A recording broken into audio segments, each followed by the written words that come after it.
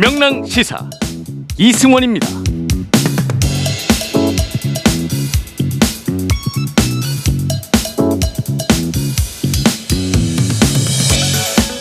오늘 오전 10시 그동안 단절됐던 남북 간 통신 연락선이 복원됐습니다. 북한이 대북 전단을 문제 삼으며 일방적으로 연락을 끊은 지 13개월 만입니다.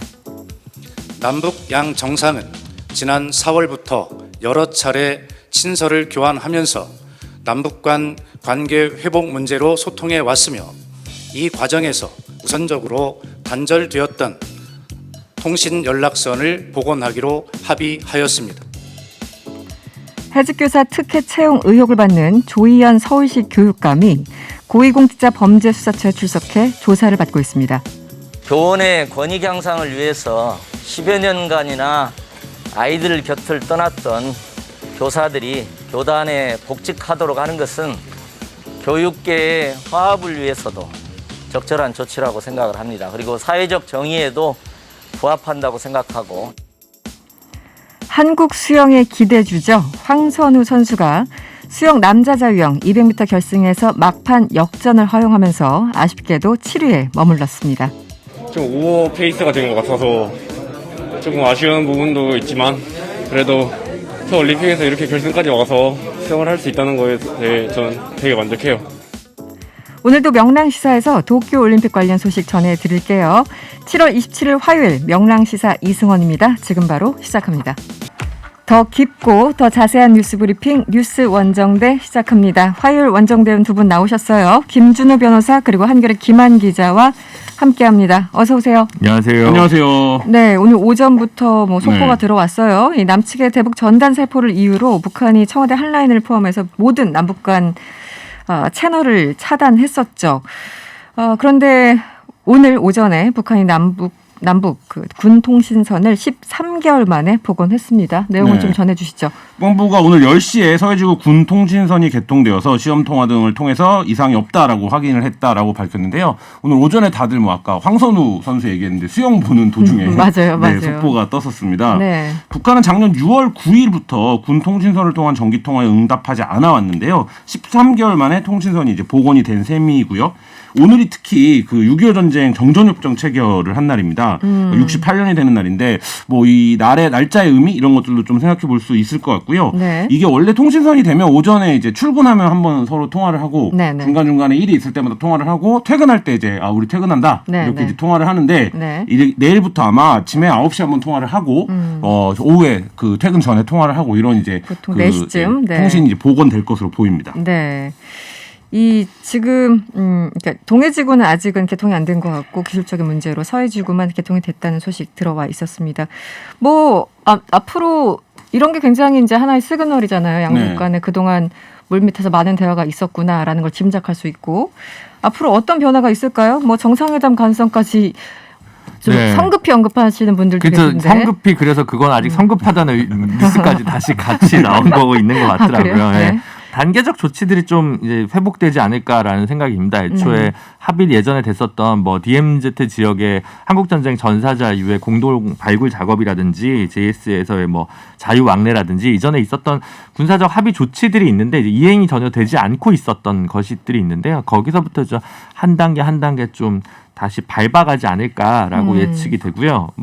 이제 정상회담 얘기하시는 분들은 내년 초에 또 올림픽이래요. 네, 베이징 동계올림픽이 있어서 그때 또 평창과 같은 어떤 방식이 좀 가능하지 않을까 이제 이런 의견들을 좀 포석을 까시는데 그래도 전반적으로 다음 대선이 3월에 있고 그 이후에 대통령과의 정상회담을 조금 더 북측에서 선호할 것으로 보여지기 때문에 굳이 정권 말에 왜냐하면 노무현 정부 때도 정권 말에 정상회담을 했었는데 그 뒤에 후속 조치나 이행이 좀 어려웠던 역사가 있지 않습니까? 그랬죠. 그래서 북에서 아마 문재인 정부에서 다시 정상회담 방식을 선호할지는 저로서 개인적으로 봤을 때 좀 의구심이 듭니다.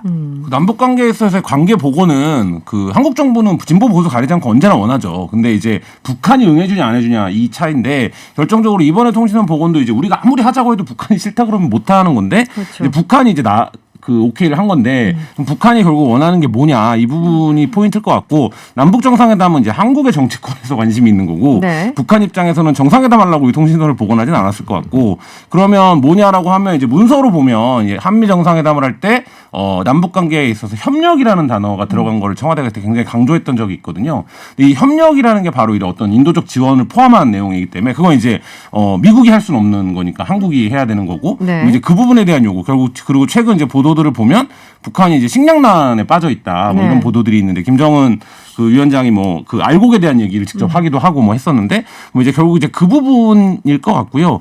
그 뭐 그 외에 이제 그 부분이라고 한다면 이제 정상회담까지 가는 단계가 아니라 결국 백신이나 뭐 이런 이제 말하자면 단기적으로 지금 북한이 맞이하고 있는 어떤 상황에 한국이 타겟점을 주는 거 뭐 이런 네. 것들이 우선 되지 않을까 싶습니다. 근데 저는 항상 이게 남북 관계라고 얘기해야 될지 북한 문제라고 얘기할지 이슈는 잘 모르겠지만 네, 사안에 따라. 네. 여기는 또 항상 이제 상수로 있는 그 플레이어는 미국 정부 아니겠습니까? 그래서 또 바이든 전문가이신 우리 이승원 앵커께서 사회자께서 뭔가 좀 여기서 한마디 하고 싶으신 말이 많을 텐데 지금 저희가 지금 나설 때가 아닌 것 같은데요. 네, 아니요, 별로. 어떻게 보세요? 바이든 정부의 이제 최근에 변화된 전략에 맞춰서 북한이 뭔가 조응에 들어가는 거로 보십니까? 어떠십니까? 글쎄요, 바이든 정부가 계속 북한 측에 대화를 하자고 여러 차례 뭐 뉴욕 채널을 통해서도 연락을 한 걸로 알고 있는데 북한이 응하지 않았던 상황이고 그리고 바이든 정부가 남측에 얘기를 했었죠. 남북 간의 어떤 진전된 관계에 대해서 우리가 허용할게라는 정도의 스탠스를 보였기 때문에 북한으로서는 택일만 남은 상황이었고 그래서 이번에 뭔가 코로나도 문제가 되지 식량도 문제가 되지 해서 지금 이 타이밍을 좀 결정한 것이 아닌가라는 저 개인적인 생각을 한번 해보는데요. 저도 정상회담까지는 좀 어려울 것이 아닌가. 우리는 원하더라도 김정은 위원장이 원하지 않을 가능성이 매우 높기 때문에 그런 생각이 듭니다. 어쨌든 지금 제 의견이 중요한 게 아니고 전문가 의견이 중요하죠. 정치권 반응은 어떻습니까? 뭐 정치권은 일단 뭐 환영하는 분위기죠. 그러니까 특히 이제 여권 같은 경우에는 남북 관계가 몇 걸음 더 나가야 된다라는 입장을 기본적으로 갖고 있기 때문에 그 부분에서 이제 어쨌든 뭐 환영을 하는 입장이고 특히 이제 대선에서 이 문제가 어떻게 이슈화 될 거냐 쟁점화 될 거냐 그러니까 이게 결국엔 문재인 정부의 업적으로 남아야 되는 측면이 있거든요. 남북 관계 개선이니까 그런 차원에서 굉장히 환영이고 국민의힘도 이제 겉으로는 환영입니다. 뭐 어떠한 관계라고 해도 물밑 대화는 이루어져야 한다. 뭐 이런 얘기인데 다만 이제 늘 하는 얘기죠. 그러니까 그 소통이 돼야지 구애가 되면 안 된다 이런 네. 얘기가 이제 국민의힘 논평에서 나왔고요. 그러니까 구걸하지 말라 뭐 이런 그, 거죠. 그 부분에 대한 이제 우려도 또 있죠. 대선을 앞두고 이게 이제 우리가 과거에는 보수 정권 때는 뭐 북풍이 얘기를 많이 했는데 이제 민주정부가 되고 나서는 신북풍이다 이런 얘기도 많이 하잖아요. 그러니까 네. 이제 그런 부분에 대한 우려를 뭐 권성동 의원이 좀 내놓기도 했습니다. 사실 그거는 2000년 총선 때도 6.15 정상회담 발표되고 오히려 역풍이 불어서 당시 그때는 김대중 정부 역풍이었죠. 총선 치르는데 크게 도움이 안 됐거든요. 그래서 이거는 큰 요소가 안 될 거라고 오히려 보여지고 그렇게 접근하는 자체가 오히려 좀 낡은 정치 문법이 아닐까 싶어서 그런 접근은 국민의힘도 이제는 안 했으면 좋겠다는 생각이 많이 듭니다. 근데 2000년 그 6.15 정상회담은 그때 3일인가 일주일인가 앞두고 했기 때문에 역풍을 맞을 수밖에 없는 시기였긴 했어요. 그렇죠. 코앞이었기 때문에. 근데 지금 이제 논란이 정치권에서 이 부분에서 논란이 된다면 식량이나 백신 지원을 할 때 인도적 차원에서의 지원을 거부할 수는 없을 텐데 네. 그러면 이제 계속 야권에서 얘기하는 건 그 부분이 모니터링이 돼야 된다 이 그렇죠. 얘기를 하는데 네네. 현실적으로 이제 그 모니터링 할 수 있는 방법이라는 게 무엇인가 이 부분으로 들어가면 인도적 지원은 찬성하되 방법론에 있어서는 여야가 앞으로도 충돌할 가능성은 충분히 있습니다. 알겠습니다. 지금 뭐 코로나 때문에 외부인들은 발가락도 들어오지 말아라 이런 게 지금 북한 스탠스인데 그만큼 또 어려워졌다는 얘기기도 하겠죠. 알겠습니다. 다음 이야기로 넘어가 볼게요. 국민의힘 이야기를 해볼까요? 정말 오랜만에 국민의당과의 합당 소식, 뭐 뉴스가 나왔는데 그동안 많은 분들이 계속 얘기하고 있었던 거야? 이렇게 궁금해하시는 분 있어요. 어떻게 돼가고 있습니까? 약간 올림픽 때만 궁금해하는 비인기 종목의 서름 같은 그런가요? 아, 그런가요? 저는 네. 기자를 하면서도 매주 화요일 정기 회의를 하고 있다라는 걸 몰랐습니다. 네, 모르는 분들이 그럼 대부분이란 얘기죠. 네. 네, 당사자들만 알고 있었던 것 같은데 어떤 상황이에요? 그래서 결렬이 됐습니까? 그러니까 이 결렬이 된다는 얘기는 뭐 협상이 쉽지 않다라는 얘기는 솔솔 나왔었는데요. 지금 뭐 당명, 당직, 공동임명권, 야권 대선주자 플랫폼 등에서 이견을 좁히지 못했다라는 건데 네. 이게 뭐냐면 결국엔 압축적으로 얘기하면 국민의힘이 생각하는 합당은 국민의힘 플랫폼에 국민의당이 들어오는 거죠. 그렇죠. 그게 이제 안철수 대표가 되던 안철수 플러스 알파이던 어쨌든 국민의힘에 들어오는 그림이고 국민의당에서 얘기하는 거는 정권 교체를 해야 되니까 야권이 하나가 돼서 후보를 선출해야 되니까 그 후보 선출을 위한 말하자면 그 단계를 설정하자 네, 이 네. 얘기인 거예요. 근데 이제 이 부분이 계속 충돌을 하다가 이게 이제 재보선 전에 서로가 급할 때는 당장 내일이라도 합당할 것처럼 얘기했지만 그랬었죠. 재보선이 끝나고 나서는 이제 선거까지는 시간이 많이 남아 있고 국민의힘 입장에서는 국민적인 어떤 지지가 본인들의 정당에 모여 있는 게 확인을 했기 때문에 체급차가 확 눈에 들어오는 거죠. 그러니까 그렇죠. 국민의당과 국민의힘 체급 차이가 많이 나기 때문에 더군다나 오세훈 후보가 당선이 됐기 때문에 국민의힘이 예전처럼 급하지 않아요. 네, 그렇죠. 네네. 그 부분도 있고요. 그래서 지금 협상이 지지부진되다가 오늘 이제 어쨌든 결렬이 되고 뭐 안철수 대표 직접 나와라 이렇게까지 얘기가 되는 상황으로 치닫고 있습니다. 그 저희도 지금 말씀하시죠. 상황은 사실은 그 전에는 이제 안철수 후보의 어떤 가치가 좀 높았을 때는 경선 룰을 어떻게 할 것인가가 사실은 실질적인 쟁점이 되었다면 네. 지금 얘기는 안철수 후보 같은 경우는 지금 내년 대선에 반드시 본인이 직접적으로 후보로 좀 되는 게 약간 무리가 있을 수 있기 때문에 다른 방식을 좀 선호할 수는 있을 것 같거든요. 그게 이제 굳이 지금 입당을 서두를 필요 없다는 주장으로 네. 판단이 있을 수도 있고 아니면 본인은 어차피 후보가 되긴 어렵기 때문에 다른 뭐 본인이 그동안 끌고 왔던 조직이라든가 이런 네. 것들에 대해서 어느 정도의 뭐 나쁜 말로 얘기하면 지분이랄까 기여분을 좀 인정받는 방식을 요구하는 걸 수도 있고 아직 본심을 정확히는 모르겠습니다만 협상이 좀 잘 되지 않으니까 국민의힘 측에서 아예 지금 무리한 협상 조건을 이제 자기들이 생각하기엔 무리하다는 협상 조건을 이제 공개하면서 좀 그 논란이 약간 커지고 있는 상황인 것 같습니다. 네. 그 지금 이제 합당은 어쨌든 국민의당에서 이 당명 변경 이게 누군가 그 흡수통이라는 거 아니고 네. 이 당대 만나서 합당을 하는 것이기 때문에 당면 변경이 굉장히 중요하다. 네. 정치적으로 그 권은희 의원이 저희 이제 인터뷰에서 그런 얘기를 여러 차례 강조했었는데 뭐 이것저것 다 제대로 된 것 같지 않고 이제 공은 양당 대표에게 넘어간 것 같아요. 어제 사실은 저희들이 그 윤석열, 최재형 뭐 후보들 막 네. 얘기하고 있었는데 어떤 분이 문자로 갑자기 그런데 저기 안철수 대표 요즘 뭐 하세요? 막 이런 문자가 와가지고 아니 왜 이런 질문을 갑자기? 그런데 오늘 그 답을 좀 해드리죠. 안철수 대표는 뭐 하고 있습니까? 이준석 대표가 이렇게 얘기를 했어요. 협상을 할 때마다 다른 얘기가 나온다. 그리고 권은희 의원이 협상을 하는 거에 대해서 굉장히 탐탁치 않은 말을 직접적으로 했거든요. 탐탁치 않은 말. 네, 그러니까 예를 들면 권은희 이제 안철수 대표가 직접 나서야 된다 이렇게 요구를 한 거예요. 네네. 그러니까 이 얘기는 뭐냐면 결국에는 국민의 당이라는 게 당의 꼴을 갖추고 있지만 안철수 후보 개인을 그러니까 안철수 후보를 중심으로 해서 이제 어쨌든 작동을 할 수밖에 없는데 그렇죠. 대리인인 권은희 의원이 협상을 하지 마라. 그러면 협상을 이제 못 하겠다. 사실상 이런 선언이거든요. 안철수 대표가 이제 나와야 된다. 뭐 이런 얘기를 직접적으로 한 거고요. 그러니까 그거는 잘 모르겠습니다. 야권이 여러 지금 정치적인 무대나 공간들이 열리고 있는데 안철수 후보가 이상할 정도로 굉장히 신중한 지금 행보를 하고 있는데 네. 이 부분이 안철수 대표의 어떤 계산, 노림수가 어떤 건지에 대해서는 국민의힘 쪽에서도 약간 지금 판단이나 파악을 잘 못하고 있는 게 아닌가 이런 생각이 들 정도로 안철수 후보가 굉장히 좀 언론에도 그리고 뭐 여기저기 그 모습을 좀 안 나오는 뭐 이런 상태입니다. 모습을 안 드러내는 건지 언론에서 보도를 안 하는 건지 잘 모르겠습니다만 지금 윤석열 전 총장의 입당과 안철수 대표 이 합당 문제는 좀 함수관 계 아닌가요? 어떻게 보세요? 그렇죠. 그게 이제 최재형 원장에서 딱 결정이 된 건데 누가 가든 윤석열 총장이 지금 어쨌든 범야권 후보 중에 1등 후보이기 때문에 윤석열 후보보다 먼저 들어가야 되지 나중에 들어가는 건 사실 큰 의미가 없다고 보여지거든요. 그런 면에서 보면 지금 안철수 대표가 실질적으로 협상 결렬됐다는 거는 네. 어떻게 보면 이번 대선 본인이 반드시 대선 후보가 아니어도 좋다라는 생각이라면 굳이 그 시간에 그 소위 얘기하는 8월 말에 떠난다는 기차에 꼭 탑승할 이유가 없다. 버스요? 그렇게 생각할 네. 수도 있을 것 같습니다. 네. 알겠습니다. 다음 이슈로 넘어가 볼게요. 이거 굉장히 큰 이슈였죠.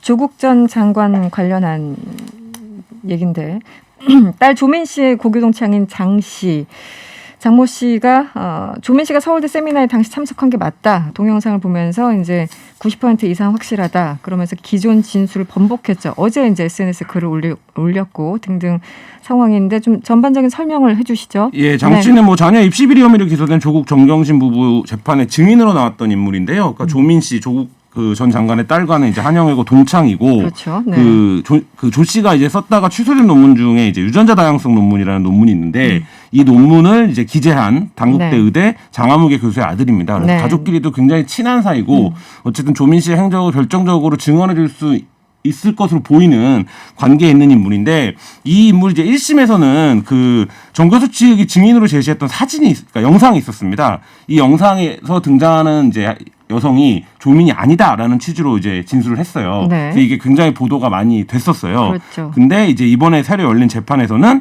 그 여성이 세미나 당시에는 조민 씨를 본 기억은 없지만 그 영상 속의 인물은 조민이 맞는 것 같다. 이렇게 지금 진술을 바꾼 상황입니다. 네. 이거는 사실 제가 어지간하면 이 지피셜 지인 피셜은 제가 좀 안 쓰려고 하는데 방송에서 네. 이거는 조금 이게 왜냐면 이제 제가 이제 좀 아는 변호사님이 이제 로스쿨 재학 중에 네. 이 행사에 갔었어요. 이 네, 행사에. 그래서 이제 그 조민 씨를 본 거예요. 네. 그래서 이제 그거를 이제 법정에서 실제로 나중에 진술을 하고요. 그게 판결문에도 기재가 돼 있거든요. 네네. 그러다 보니까 제가 알기로는 판결문에서 이제 온 건 맞는 것 같은데 이제 입구에 부스에서 뭐 등록하는 거기까지 해서 이제 그 당시 로스쿨생이었던 지금 변호사인 분은 봤다는 거고. 네네. 그럼 이제 그 장 씨가 이제 약간 왜곡된 그때 못 봤던 것 같다라고 기억하니까 세미나장에 안 들어온 거 아니냐 이런 식으로 추정해서 1심에서 이 부분이 유죄가 됐던 거거든요. 네네. 그래서 사실은 뭐 바깥에 행사장에 접수 있는 데까지는 누가 봤다는 증언이 있는데 안에 안 들어오는 게 좀 이상하잖아요. 그래서 네네. 이 부분은 아마 2심에서 좀 판단이 좀 바뀔 수 있는 여지가 있고 이 부분은 사실 저는 이제 개인적으로는 그 이분이 증인하기 전에 혹은 뭐 증인으로 채택되기 전부터 알고 있었던 내용이라서 뭐 이제 몇몇 혐의들에 대해서는 유죄가 되겠지만 이 네. 부분까지 하는 거는 검찰이 결국은 너무 많은 것을 기소하고 모두 유죄를 받으려다 보니까 좀 생긴 문제가 아닐까라는 생각이 좀 많이 듭니다. 지금 데스크에 있었던 그분만 지금 조민 씨를 봤다는 게 아니라 당시에 거기 계셨던 교수님도 조민 씨를 봤다라는 증인들이 최소한 2명 이상 있는 상황이고 그쵸. 네. 지금 이 장모 씨 같은 경우만 1심에서 못 봤다고 했다가 2심에서 지금 번복하는 그런 상황 같은데 네 말씀하시죠. 네, 네네. 그러니까 조민 씨 관련된 혐의가 3가지인데요. 뭐 네. 허위 인턴 관련된 혐의가 있고요. 지금 이제 그 김준호 변호사님도 얘기하신 것처럼 이 허위 인턴 관련해서 근데 저는 사실 뭐 그 행사장에 왔냐 안 왔냐로 인턴을 했냐 안 했냐 전체를 판단하는 것 같은 게임이 된 것 자체가 이게 이제 말기한 대로 그것도 이게 참. 과연 그럴 만한 건인가라는 생각이 들고 네. 그 외에 이제 논문이나 표창장도 이제 혐의가 있죠.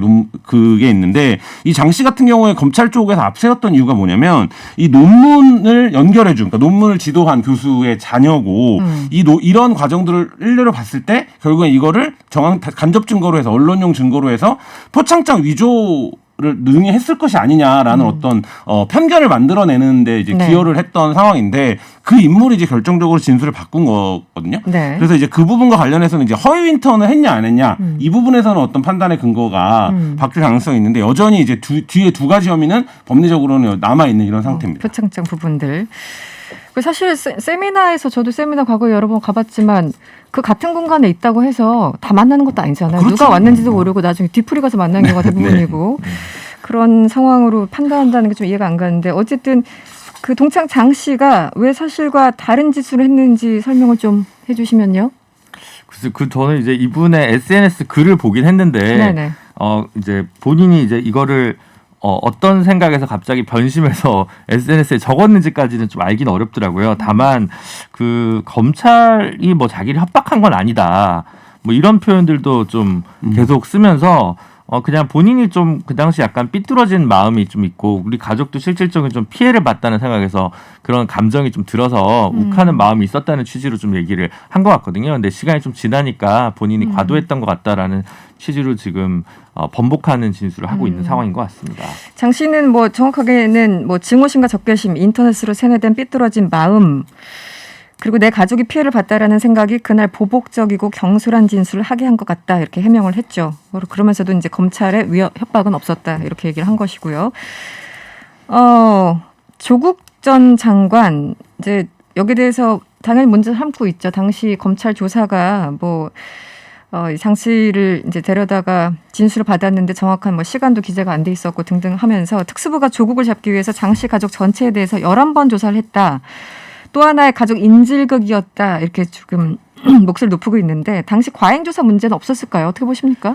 근데 그거는 뭐 아무도 모릅니까? 네, 그렇죠. 이제 그 실제로 기록을 봐서 이제 그 11번 있으면 그때마다 신문조서가 기재가 됐는지 왜 이거를 다시 질의했는지라고 하는 게 좀 봐야만 이게 과잉이었는지 아니었는지 알 수는 있겠지만 사실 사안 자체가 그렇게 복잡한 사안이 아니기 때문에 네. 왜 11번이나 불렀을까라는 것에 대해서 좀 뭔가 의심, 뭔가 다른 별건 수사를 뭐 암시했다거나 이런 것은 없었을까라는 것에 대한 의심이 조국 전 장관 당사자로서 좀 들 수는 있겠죠. 하지만 저는 뭐 그렇다고 해서 이게 본인들이 괜찮다고 하는 상황에서 인질극이란 표현까지 쓰는 건 좀 과도한 수사학이 아닌가라는 생각에서 염려가 좀 되긴 합니다. 조국 전 장관 입장에서 나에 대한 수사가 형평과 비례 원칙에 어긋났다라는 주장은 할 수 있다고 생각해요. 그러니까 예를 들면 어떤 국민들도 그런 생각들을 실제로 갖고 있기도 하고 네. 그런 부분이고 이제 그거에 대한 어떤 근거로 어떻게 11번이나 조사를 한 증인이 진술을 바꾸게 되냐 뭐 이런 이제 것들이 당연히 이제 사례화 될 수 있는데 이게 이렇게 되면 양쪽이 이제 그 그러니까 이런 게임을 할 수밖에 없는 게 검찰은 이런 논리로 나옵니다. 어쨌든 우리가 기소를 했더니 법 위반이 나오지 않았냐라고 이제 갈 수밖에 없고 네. 그럼 검찰의 수사가 어쨌든 결과적으로 정당한 건 아니냐라는 주장을 검찰이 할 수밖에 없고 조국 장관은 그 수사 과정 자체가 모두 다 뭐 이 예로 보듯이 다 부당하고 너무 과잉이었다 이렇게 주장을 하면 사실 양쪽의 말이 모두 맞는 거기 때문에 사실 끝없는 쳇바퀴가 돌 수밖에 없는 이런 상황으로 지금 갈 수 있습니다. 네. 알겠습니다. 다음 이슈로 넘어가 볼게요. 마지막 이슈입니다. 해직교사 특별채용 논란으로 수사를 받고 있는 조희연 서울시 교육감. 오늘 공수처에 처음 출석을 했습니다. 네, 그 말 많고 많았던 공수처 1호 사건. 1호 문제 사건. 1호 사건. 네, 네. 조희연 교육감 사건에 관련해서 이제 오늘 출석을 공수처에 했는데요.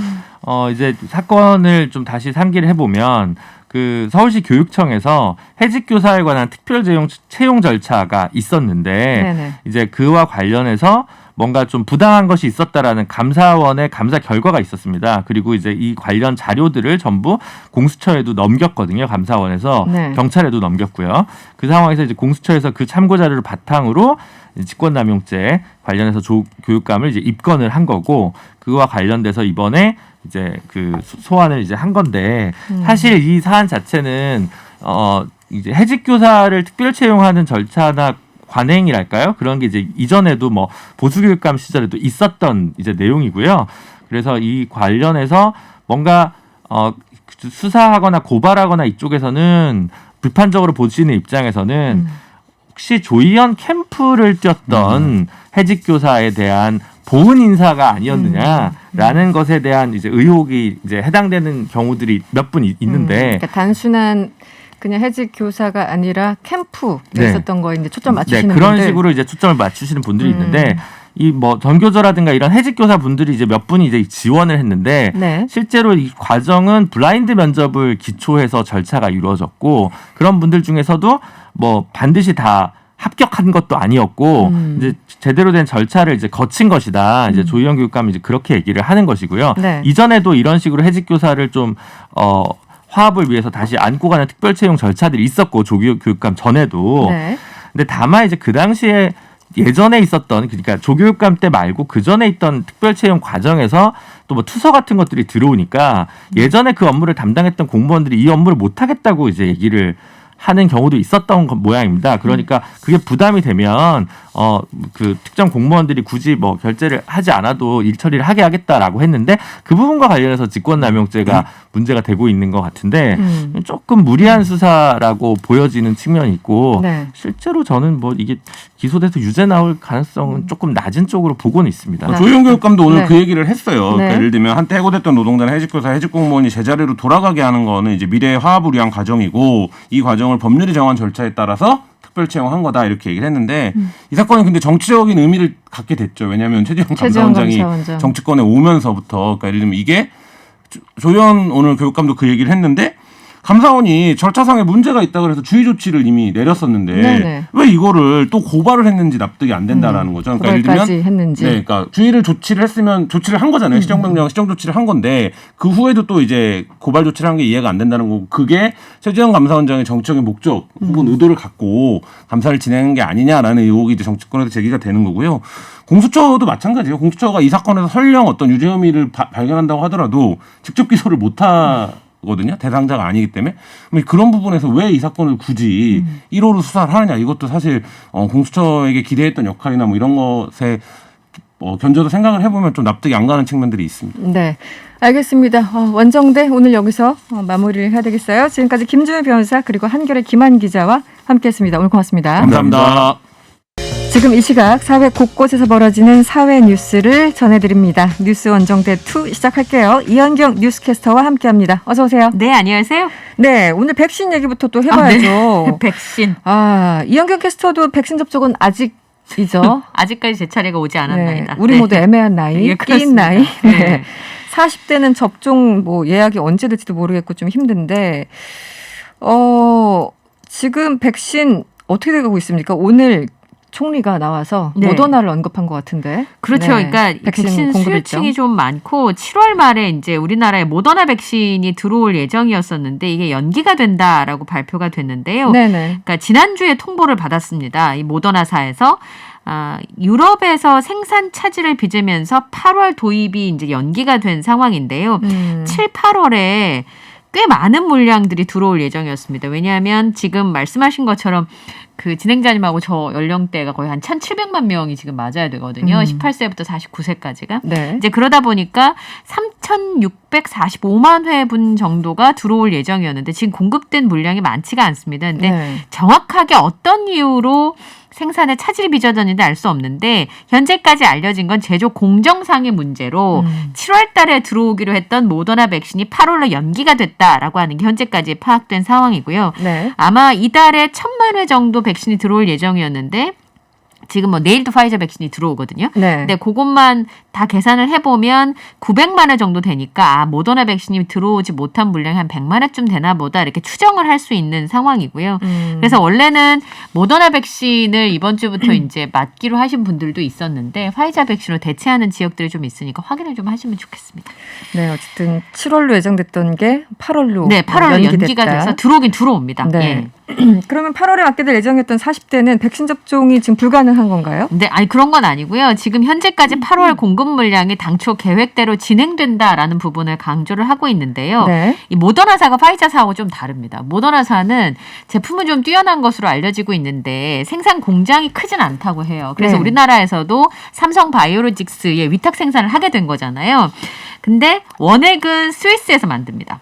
스위스 론자에서 스위스에서? 만들고 네네. 포장은 어디서 하냐면 스페인 업체가 진행을 지금 하고 있는 상황이고요. 네. 그리고 이제 제조소가 여기저기에서 만들어지는 상황이기 때문에 지금 들어오는 거는 유럽에서 들어오는 물량들의 생산 공정에 차질이 빚어졌다. 이렇게 지금 알려지고 있거든요. 근데 8월 달에 들어오는 공급 물량은 유럽 지역이 아닌 것으로 알려지고 있고 네. 어디에서 문제가 생겼는지 이제 모더나사 측에다 자료를 달라 이렇게 지금 요청을 한 상황인데요.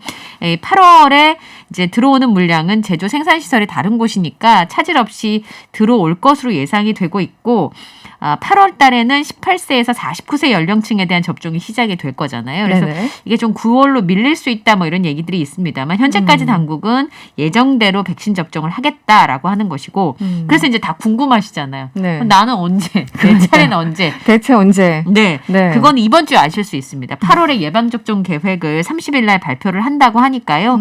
본인이 언제 어떤 백신을 접종받으실 수 있는지 네. 확인을 하실 수가 있으니까 좀 기다려보시면 좋을 것 같습니다. 그 예. 저도 자녀 백신 알람을 해놓고 네, 그 한 30번 오면 30번 실패하는 사람이어가지고 그동안 네. 누적이 오늘도 여러 건 왔는데 뭐 경쟁률이 너무 치열하잖아요. 2초 컷, 1초 네. 컷 이래서 그거 불가능하더라고요. 자녀 백신 클릭하는 게. 네, 저는 그래서 그냥 제 차례 올 때까지 네. 조심하면서 기다리고 있습니다. 저도 이제 마음을 내려놓기로 했습니다. 예, 네. 네.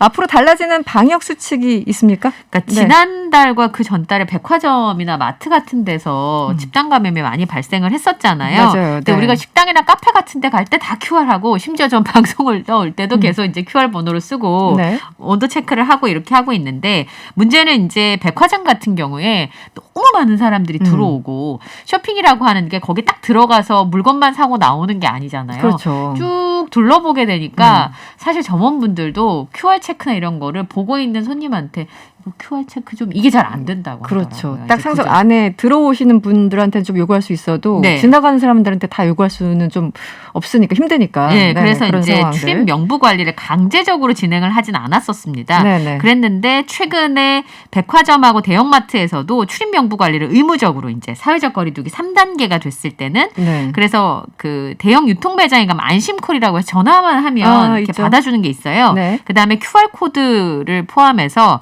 출입 명부 관리하는 걸 의무화하겠다 이렇게 밝혔습니다. 대상 점포는 3,000제곱미터 이상인 백화점, 네. 대형마트의 대규모 점포이고요. 네. 동네 슈퍼나 전통시장은 적용 대상에서 제외가 됩니다.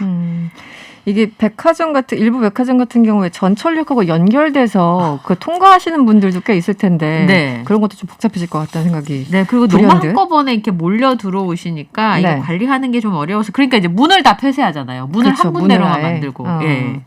알겠습니다. 여러분들 그 참고로 예. 백화점이나 마트 27일 오늘 밝혔는데 30일부터 이제 적용되는 네, 거죠. 그렇습니다. 30일부터.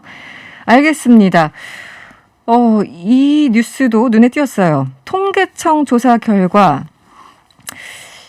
이현경 캐스터는 언제까지 일을 하고 싶으신가요? 네, 네. 저는 당장이라- 요상한 목표가 하나 있는데요. 네, 예, 네. 김희애 씨가 TV에 계속 나오시잖아요. 그렇죠. 네, 그래서 김희애 씨가 나올 때까지 저도 방송을 하는 게 제 목표. 그래요? 왜냐하면 왜 제가 어떻게다가 그렇게 목표가? 저는 방송을 처음 시작했을 때 네. 그냥 결혼하면 방송 그만두거나 아이를 가지면 그만뒀어야 되는 작업 환경이었어요. 제가 아, 처음에 환경이? 이제 방송을 시작했었을 때. 네. 그런데 김희애 씨는 나이를 계속 먹어감에도 불구하고 계속 주인공을 하면서 하시는 거예요. 그래서 네. 그래요? 그냥 저는 제 생각에 저분이 주연하는 날까지 나도 방송을 해야지라고 목표를 세웠어요. 예. 뭔가 건강하게 어쨌든 네. 중간에 잠시 쉬더라도 계속 일을 할 수 있죠. 사실은 이제 뭐 체력과 의지가 되고 능력이 된다면. 그렇죠. 통계청이 왜 이걸 이제 질문을 드렸냐면 통계청이 고령층을 대상으로 여기서 고령층은 몇 살인지 설명을 해주시고요. 네. 언제까지 일하고 싶으신지 물어봤어요. 결과가 어떻게 나왔습니까? 그러니까 5월에 고령층 조사를 한 걸 보니까 지난 5월에 55세에서 79세 1,476만 6천 명입니다. 굉장히 많죠. 그러니까 68.1%인 1,005만 명 가량이 네네. 나는 계속 일을 하고 싶다. 그리고 10명 중에서 7명 고령층 국민들 중에서 장래도 일하기를 원한다. 그럼 몇 살까지? 73세까지라고 답을 하셨는데요. 이게 개념이 그런데 네. 내가 진짜 먹고 살아야 되니까 일을 해야만 해 이런 개념보다는 나이 들어도 이때까지는 일하고 싶어 이런 개념으로 물어본 건가요? 아니에요. 그러니까 이게 어떤 조금 건가요? 슬펐던 게 뭐냐면 네네. 나이를 먹어서 네. 내가 일을 놓지 않고 싶다라는 개념보다는 생활비에 보탬이 되기 위해서라고 하는 답변이 굉장히 많았습니다. 네. 우리나라의 이제 고령층들의 이제 빈곤도가 굉장히 높은 편이잖아요. 엄청 높죠. 네. 생활비에 보탬이 되기 위해서라고 답한 사람들이 58.7%였고 네. 일하는 즐거움이 33.2%였어요. 그러니까 합치면 거의 90%에 가까운 답변이었었는데 그 외에도 무료해서 뭐 사회가 필요해서 건강 유지 등의 답변이 있었습니다. 네. 그 다음에 일자리를 선택할 때 일의 양과 시간대가 28.4%로 제일 많았고요. 네. 임금 수준이나 계속 일을 할 수 있는지 이런 것들도 순이었습니다. 그리고 희망 연봉이 그러니까 월 평균 임금으로 봤을 때 150에서 200만 원. 그러니까 최저임금 정도예요. 그러네요. 지금 우리나라의 상황을 보면 22%로 제일 많았고요. 100만 원에서 150만 원이 그 다음 200에서 250만 원이었는데 실제로 우리나라 전체 고령층 가운데 한 절반 정도? 48.4% 정도가 연금을 한 64만 원 정도 받으시거든요. 근데 어쨌든 지금 말씀드렸던 월 평균 희망 임금이 150에서 200만 원 정도이니까 물론 이제 이 정도 버시면 연금도 깎입니다. 근데 한 250만 원 정도 생활비가 필요하시다는 거잖아요. 근데 그렇죠. 그걸 채울 방법이 현재까지는 없다라고 하는 걸 보여주는 반증일 수도 있습니다. 네. 우리나라 지금 최저임금 가지고도 얼마 전에 결론이 났지만 네. 그거 해도 한 200만 원 뭐 정도 되나요? 네, 1년 194만 원, 196만 원 그쵸, 고선이거든요. 그 정도죠. 그렇기 때문에 딱 그 정도에 말씀하신 것 같은데 어쨌든 55세에서 79세까지 인구 중에 68%가 73세까지 일하기를 원한다. 이유는 생활비 보탬이 되기 위해서. 이게 네. 58% 압도적이네요. 어쨌든. 네, 그렇습니다. 네, 절반 그러니까, 이상. 그러니까 생활비가 필요해서 일을 계속 해야겠다라고 하는 부분이 있어서 이제 그 준비가 그만큼 안 되는 거고 그 이유는 뭐 여러 가지들이 있는데 네. 젊은 시절에 버는 소득들을 본인을 위해 준비를 못 하는 거잖아요. 그렇죠. 보통 예. 자녀들을 위해서. 자녀들을 혹은 위해 부모님. 쓰게 되기 때문입니다. 네. 이번 조사를 보면 우리가 일하는 기간 자체가 좀 짧아지는 것 같아요. 그러니까 한 군데서 오래 일한다는 것 자체가 지금 특히 이제 MZ세대의 경우는 그걸 아예 포기하고 거의 살고 불가능한 있는 시대가 그런 됐어요. 상황이었었는데 네. 55세에서 64세 고령층에서 제일 오래 근무한 일자리의 평균 근속 기간이 15년 2.1개월입니다. 이게 또 그 지난해에 비해서는 계속 줄어들고 있어요. 그러니까 네네. 남성은 그래도 18년 9.1개월, 여성의 경우에는 11년 6.1개월인데 네. 남성이 훨씬 더 길고요. 그리고 남성의 경우에는 6개월 정도, 여성의 경우에는 4개월 정도 계속 줄어들고 있습니다. 그러니까 한 곳에서 오래 일하기가 어렵고 그다음에 그만둘 때 연령이요. 너무 슬픈 게 뭐냐면 남성의 경우에는 51.2세, 여성은 47.7세. 전 내년에 간둬야 되는 나이인데 이걸 뭐 치면은. 네. 이제 그렇게 되니까 그럼 그때부터 어떻게 해요? 그러니까요. 연금이 나오는 게 60대 초반은 넘어가야 나오는데 그러면 거의 한 15년에서 20년 가량은 소득이 없는 시기가 존재를 하게 되는 거죠. 그러니까요. 여기가 근데 또 이때 나이가 가장 돈이 많이 들어가는 네. 시기인 거죠. 그러니까 일자리는 이렇게 어려워지고 지속 가능성이 별로 없는데 연금은 뭐 65세 이상부터 뭐 수령 이런 네, 그렇죠. 게 좀 현실적이지 않죠, 사실은. 그러니까요. 각자 도생을 요구하는 그런 시대가 돼버려가지고 알겠습니다. 고령층 일자리 사정은 사실은 우리나라 뭐 최저 출산율 그리고 네. 고령자들 최저소득으로 살고 있는 게 워낙 뭐 OECD 기준에서도 압도적인데 고령화는 점점 가속화되는데 일할 굉장히 곳은 빠르죠. 예. 계속 줄어들고 있고요. 별로 특히나 없어요. 네. 제가 좀 전에 말씀드렸던 것과 좀 맥락이 같이 되는 건데요. 네. 똑같은 고령층의 경우에도 공공일자리를 주로 하실 수 있는 65세에서 79세 거기는 사실 금액이 얼마 안 되잖아요. 그렇죠. 네. 그런 경우는 조금씩 이제 공공일자리가 많아지니까 늘어가고 있는데 55세에서 64세는 그 일자리가 늘질 않아요.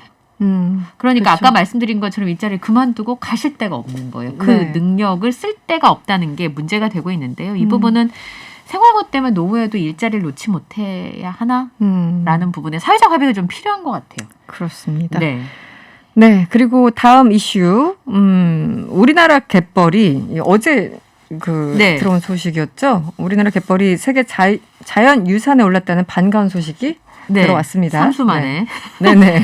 저는 우리나라 갯벌이 왜 세계 자연유산으로 지정돼야 되나라고 살펴보니까요. 멸종 위기에 놓인 철새가 27종이 여기 살고 있고요. 심지어 그 갯벌에 2,000종이 넘는 생물들이 살고 있다는 겁니다. 그러니까 생태계 2,000종이요? 2,000종이요. 그리고 심지어 북반구하고 남반구를 오가는 철새들의 그 기착지, 중간 기착지가 네. 바로 우리나라 갯벌인 경우 굉장히 그게 많다고 정말 합니다. 중요하죠. 네네, 기착지. 그래서 우리나라의 갯벌 중에서 충남 서천, 전북 고창, 전남 신안, 보성 순천의 갯벌을 세계 자연문화유산으로 만장일치로 결정을 했는데요. 네. 지난 5월에 유네스코 자문심사위원회가 심사를 반려했습니다. 근데 우리나라에서 포기하지 않고 계속 도전을 해서 이런 결론을 받을 수 있게 된 건데요. 네. 탁월한 보편적 가치를 가진 자연을 보존하기 위해서 이런 제도를 운영을 하고 있습니다. 그러니까 이 문화유산도 있고 자연유산도 있고 복합유산도 있는데 제주에 이어서 두 번째 자연유산으로 지정이 된 거죠. 그렇군요. 충남 서천, 전북 고창, 전남 신안, 네. 보성 순천. 저 가본 것도 있고 안 가본 것도 있는데 저도요. 네. 일단 가면 재밌긴 한데.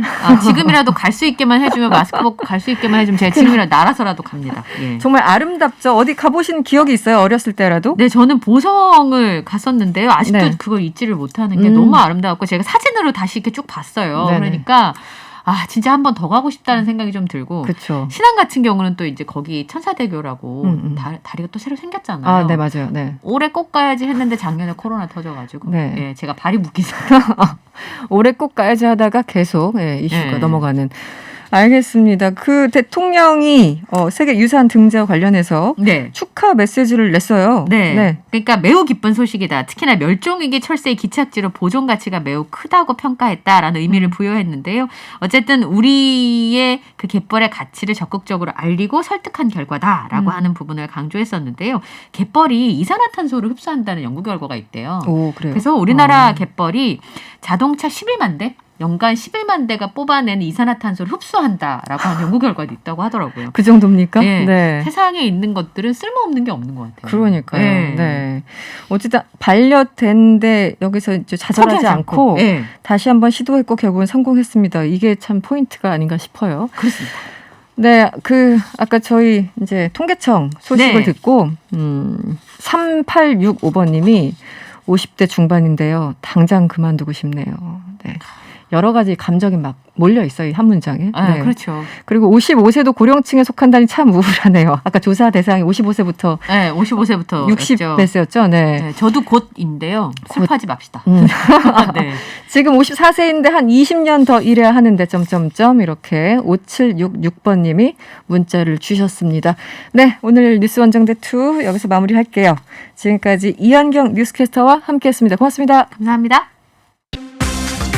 어렵고 복잡한 경제 뉴스 알기 쉽게 알려드리는 경제가 문제 시간입니다. 알고란의 고란 기자와 함께합니다. 어서 오세요. 네, 안녕하세요. 네, 요즘 어떻게 잘 버티고 계십니까? 너무 덥습니다. 너무 진짜. 덥죠. 네. 아침부터 더워요. 아침부터. 정말. 이렇게 덥고 또 코로나19 때문에 마스크도 써야 되고 여러 가지 답답한데 또 요즘 가장 중요한 게 배달이잖아요. 그럼요. 네, 근데 오늘 그 소식이네요. 배달 대란이 일어나고 있습니까 지금? 진짜로 이제 밖에 나가면 네. 한 발짝만 내디뎌도 헉하니까 그러니까. 사실 밖에 나가서 먹기가 조금 꺼려지잖아요. 맞아요. 네. 게다가 이제 코로나19까지 있으니까 배달을 정말 많이 합니다. 네. 그러다 보니까 사실 이게 배달 수요가 너무 많아요. 최근에 하긴 네. 저도 뭐 배달 음식 거의 안 시켰었는데 작년부터 정말 시키게 되더라고요. 그래서 요즘 네. 제가 이렇게 지나가다가 식당을 보면은요. 홀은 사람이 없는데 맞아요. 엄청 바쁘세요. 보면은 다 띵동 어디 뭐 이렇게 맞아요. 배달이 계속 오는 거예요. 네. 이러다 보니까 너무 배달 수요가 많다 보니까 이 라이더를 구하기가 힘든 현실입니다. 이러다 보니까 이제 이른바 이제 쩐의 전쟁이 지금 배달 업계에서 벌어지고 있는데요. 네. 이른바 이제 좀 돈이 있는 업체들, 그러니까 1등 혹은 지금 현재 그 대표적으로 이제 배달의 민족 여기 네. 1등이잖아요. 네. 여기가 돈이 많죠. 그러니까 쩐의 전쟁이 가능한 거고요. 네. 또 하나가 쿠팡. 쿠팡 쿠팡. 이츠인데 쿠팡 여기가 이츠. 상장을 통해서 자금을 조달해서 지금 네. 좀 자금이 두둑합니다. 음. 그러다 보니까 쩐의 전쟁을 통해서 이제 라이더를 자기들 쪽으로 와라 이러고 하는 거예요. 한마디로 라이더한테 조금 더 돈을 네, 맞습니다. 주고 예를 들어서 이게 그 배달의 민족 이 우아한 형제들이죠. 여기 같은 네. 경우에 이제 라이더와 커넥터가 있어요. 네네. 그 차이가 뭐냐면 라이더는 전속 기사다라고 보시면 되고요. 네. 커넥터는 저도 커넥터 등록해가지고 배달할 수 있습니다.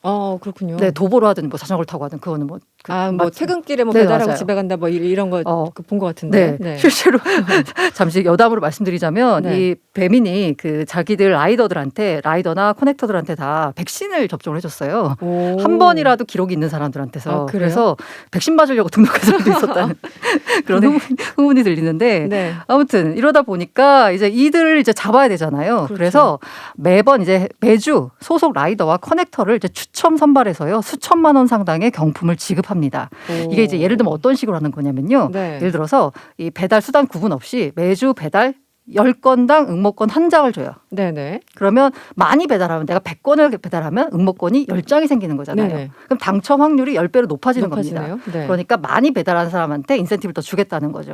그런데 수천만 원 상당의 경품이 네, 달려 그래서 있습니까? 예를 들어서 네. 13일에서 19일간 진행한 1주차에는 2,500만 원 상당의 금 뱃돈으로 만든 황금 배달이 한 명과 네. 3만 원어치 배민 쿠폰 2,000명에게 증정을 했고요. 네. 2주차인 이번 주 21일부터 26일에는 5천만 원 상당의 현대차 캠핑카 네. 포레스트 한 명, 어머나. 100만 원 상당 롯데월드 네. 숙박권 한 장, 롯데백화점 상품권 50만 원 한 장으로 구성한 150만 원치 상품권 20명에게 줍니다.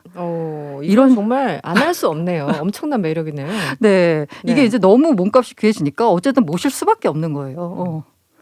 그래서 라이더와 커넥터들을 지금 모셔가기 전제가 네, 벌이고 맞습니다. 있다. 이런 말씀. 그런데 이제 가장 압도적으로 1위를 나서고 있는 이 배달의 민족이 저렇게 나오면 다른 곳도 그냥 가만히 있을 수는 없잖아요. 맞습니다. 이게 그래서 이제 대표적으로 아까 제가 돈이 있는 업체들이 사실 이게 가능한 거거든요. 네. 그러다 보니까 쿠팡이 상장을 통해서 조달한 자금을 가지고 물류센터 확장이나 아니면 이 쿠팡 이츠 같은 경우에도 이제 라이더들한테 돈을 부어가지고 자기들 이제 멤버를 이제 확보를 하려고 해요. 네네. 쿠팡 이츠가 사실 그 요기요하고 배달의 민족 합병 얘기가 나올 때만 해도 거의 점유율이 미미했거든요. 네. 그런데 그 치고 나왔습니다. 이게 단건 배달이라고 해서요. 이게 19년 6월부터 네. 야 다른 데는 묶어서 배달하지 우리는 하나하나 배달하니까 빨리 배달이 오는 거야 네. 라고 하면서 치고 나오면서 지금 네. 현재 쿠팡이츠 점유율이 상당히 많이 늘었는데요. 네. 그러다 보니까 이제 그 쿠팡이츠 배달 파트너라는 이제 채널을 통해서 특정 지역에다가 피크타임 미션을 내겁니다. 그래서 이제 아주 몰리는 때요. 네. 배달을 완료한 라이더들에게 하루 5만 원, 최고 5만 원 안팎의 추가 배달비를 웃돈으로 얹어줍니다. 그래요? 그러니까 원래 받는 거 말고 네네. 그 피크 타임에 이제 다 미션을 완료를 하면 더 얹어주는 거예요. 네네. 예를 들면 이제 18일 같은 경우에 이제 고양시 지역에서 피크 타임 미션 시간 동안 주문을 배정받고 한 건 이상 배달에 참여하면 최고 34,000원의 보너스를 제공했습니다. 네. 주문이 몰릴 때는 일정 금액의 인센티브를 주고요. 그다음에 이게 그 뭐라 그래 기존 이제 배달원이 초대한 지인이 네. 일주일 안에 첫 배달을 완료하면 네. 누군가 배달을 하나 끌고 오면 2명한테 각각 10,000원씩을 또 지급을 합니다. 아, 또 지인 찬스가 네. 있군요. 그래서 또 네. 이런 식으로 혹석이 이제 할증을 도입을 해가지고요. 우리 회사로 와라라는 거예요. 이러다 보니까 이게 사실 이 두 군데야 배달의 민족과 이 쿠팡이츠야 돈이 많은 곳이잖아요. 네네. 근데 이쪽에서 이렇게 라이더들 다 뺏어가면 이른바 네. 영세 배달 업체까지 어떻게 할 수가 없습니다. 그러니까요. 그러다 지금, 보니까 배달료를 올릴 수밖에 없어요. 배달 그러니까요. 지금 오늘 본격적으로 얘기가 나온 것 같아요. 그래서 이렇게 막 경품 주고 뭐 모셔가게 하다 보면 결국은 소비자에게 네. 전가될 수밖에 없는 그런 부담들이 이 배달료가 누구한테 가느냐라고 보면요. 결과적으로는 소비자 있는데. 그러니까 처음 자영업자한테 가죠. 근데 그렇죠. 자영업자도 결과적으로는 소비자한테 가는 거잖아요. 전가시키겠죠. 네, 어쩔 수 없잖아요. 이거는. 음식값을 올리든 네, 배달료를 맞아요. 올리든 간에. 그렇기 때문에 이제 특히나 최근에 문제가 되고 있는 게 이 단건 배달 경쟁이거든요. 네네. 아까 제가 한 개씩만 배달을 한다고 했잖아요. 한 개씩 배달하니까 당연히 비싸겠죠. 그렇죠. 네. 어디 들르지 않고 맞아요. 바로바로 그러니까 뜨거운 음식 식지 않게 이런 거잖아요. 네. 이게 쿠팡이츠가 2019년 6월에 시작을 했는데 이러다 보니까 그 쿠팡이츠가 점점 점유율을 넓혀가니까 배달의 민족이 안 되겠다라고 해가지고 자기들도 4월에 배민원이라는 단건 배달 서비스를 내놨습니다. 아, 그래서 그냥 배달할 수도 있고요. 네. 배민원을 이용해서 단건 배달을 이용할 수도 있어요. 네네. 그럼 단건 배달이면 확실히 더 빨리 오겠죠. 그렇죠. 하지만 비싸겠죠. 오. 그래서 이걸 보니까 대충 보니까 이제 단건 배달 비용이 플랫폼 이용료가 1,000원이고요. 네. 카드 수수료 3%의 배달료 5,000원. 이게 이제 똑같이 적용이 됩니다. 오. 그러면 배달료를 가게 주인이 단건 배달료는 더 비싸다고 제가 말씀드렸잖아요. 네네. 그럼 그 비싼 만큼 고객한테 전가할 수도 있어요. 그렇겠죠. 근데 안 해요. 안 해요? 하면 고객이 자기 안 찾거든. 뭐 그렇겠죠. 네네. 여기는 그만 뭐 이렇게 되겠죠. 네. 그러니까 다 그냥 떠들 수밖에 없거든요. 그러니까 이 이제 그 자영업자들은 이른바 배달료 폭탄을 받는 겁니다. 이 묶음 배달 서비스보다 배달료가 1,000원에서 1,500원 가량 비싸니까 예를 들어 그러면 좀 네. 타격이 있어요. 엄청난 타격이에요. 이제 예를 들어서 중국집 이제 사장님 사례가 하나 나왔는데 네네. 10,000원짜리 삼선 간짜장 꽃배기를 시켰어요. 네. 그럼 이제 단건 배달을 위해서 거기서 대기하고 있던 배달원이 그걸 갖고 나가요. 네. 그럼 이제 10,000원짜리 팔잖아요. 네. 그러면 나한테 떨어지는 돈은 사장님한테 떨어지는 돈은 5,070원입니다. 아, 딱 절반밖에 안 돼요. 부가세 448원 떼고요. 남는 네. 4,482원이 쿠팡이츠 몫의 중개 수수료, 카드 결제 수수료, 배달비로 나갑니다. 이 단건 배달이 늘면서 배달료 부담이 크게 늘어서요. 네. 이 네이버 카페 중에 자영업자 78만 명이 가입한 아프니까 사장이다라는 곳이 있대요. 여기 보니까 네. 배달 업체 간 경쟁으로 단건 배달이 늘어나면서 수입이 줄고 있다. 정말 힘들다라고 했고요.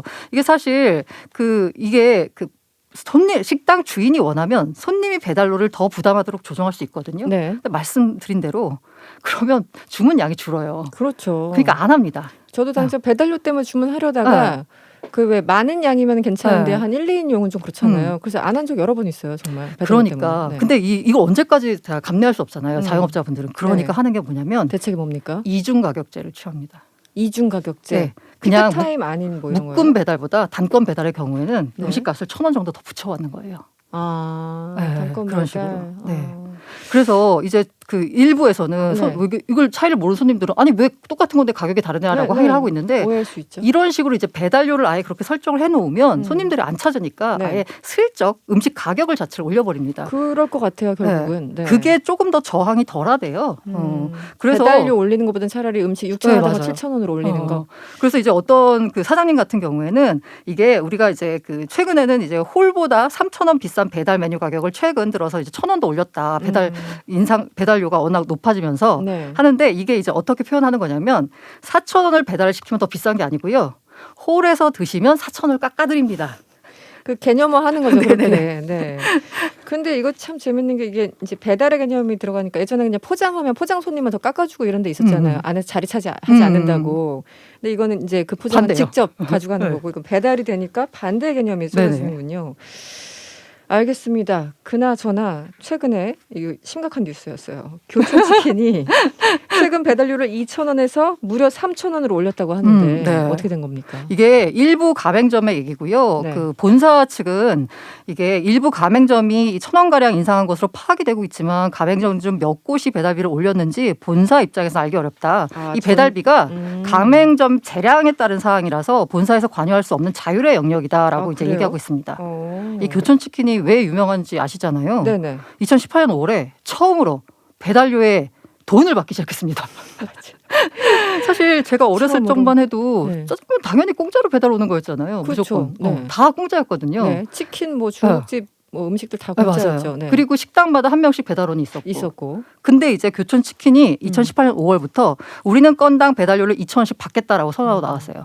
그래서 사실 그 뭔가 소비자 불매운동도 일고 했었는데 네, 어쨌든 업계 배달 유료화의 스타트를 끊었거든요. 네네. 처음에 없던 배달료가 부과되니까 정말 이제 굉장히 반감이 심했는데 이제는 네. 어떻게 보면 정착이 됐잖아요. 그렇죠. 그래서 지금 현실적으로 라이더 값이 이렇게 오른 상황에서 교촌 치킨이 2,000원에서 3,000원을 올린 걸 두고서요. 이 자영업자분들은 박수를 칩니다. 아. 고맙다.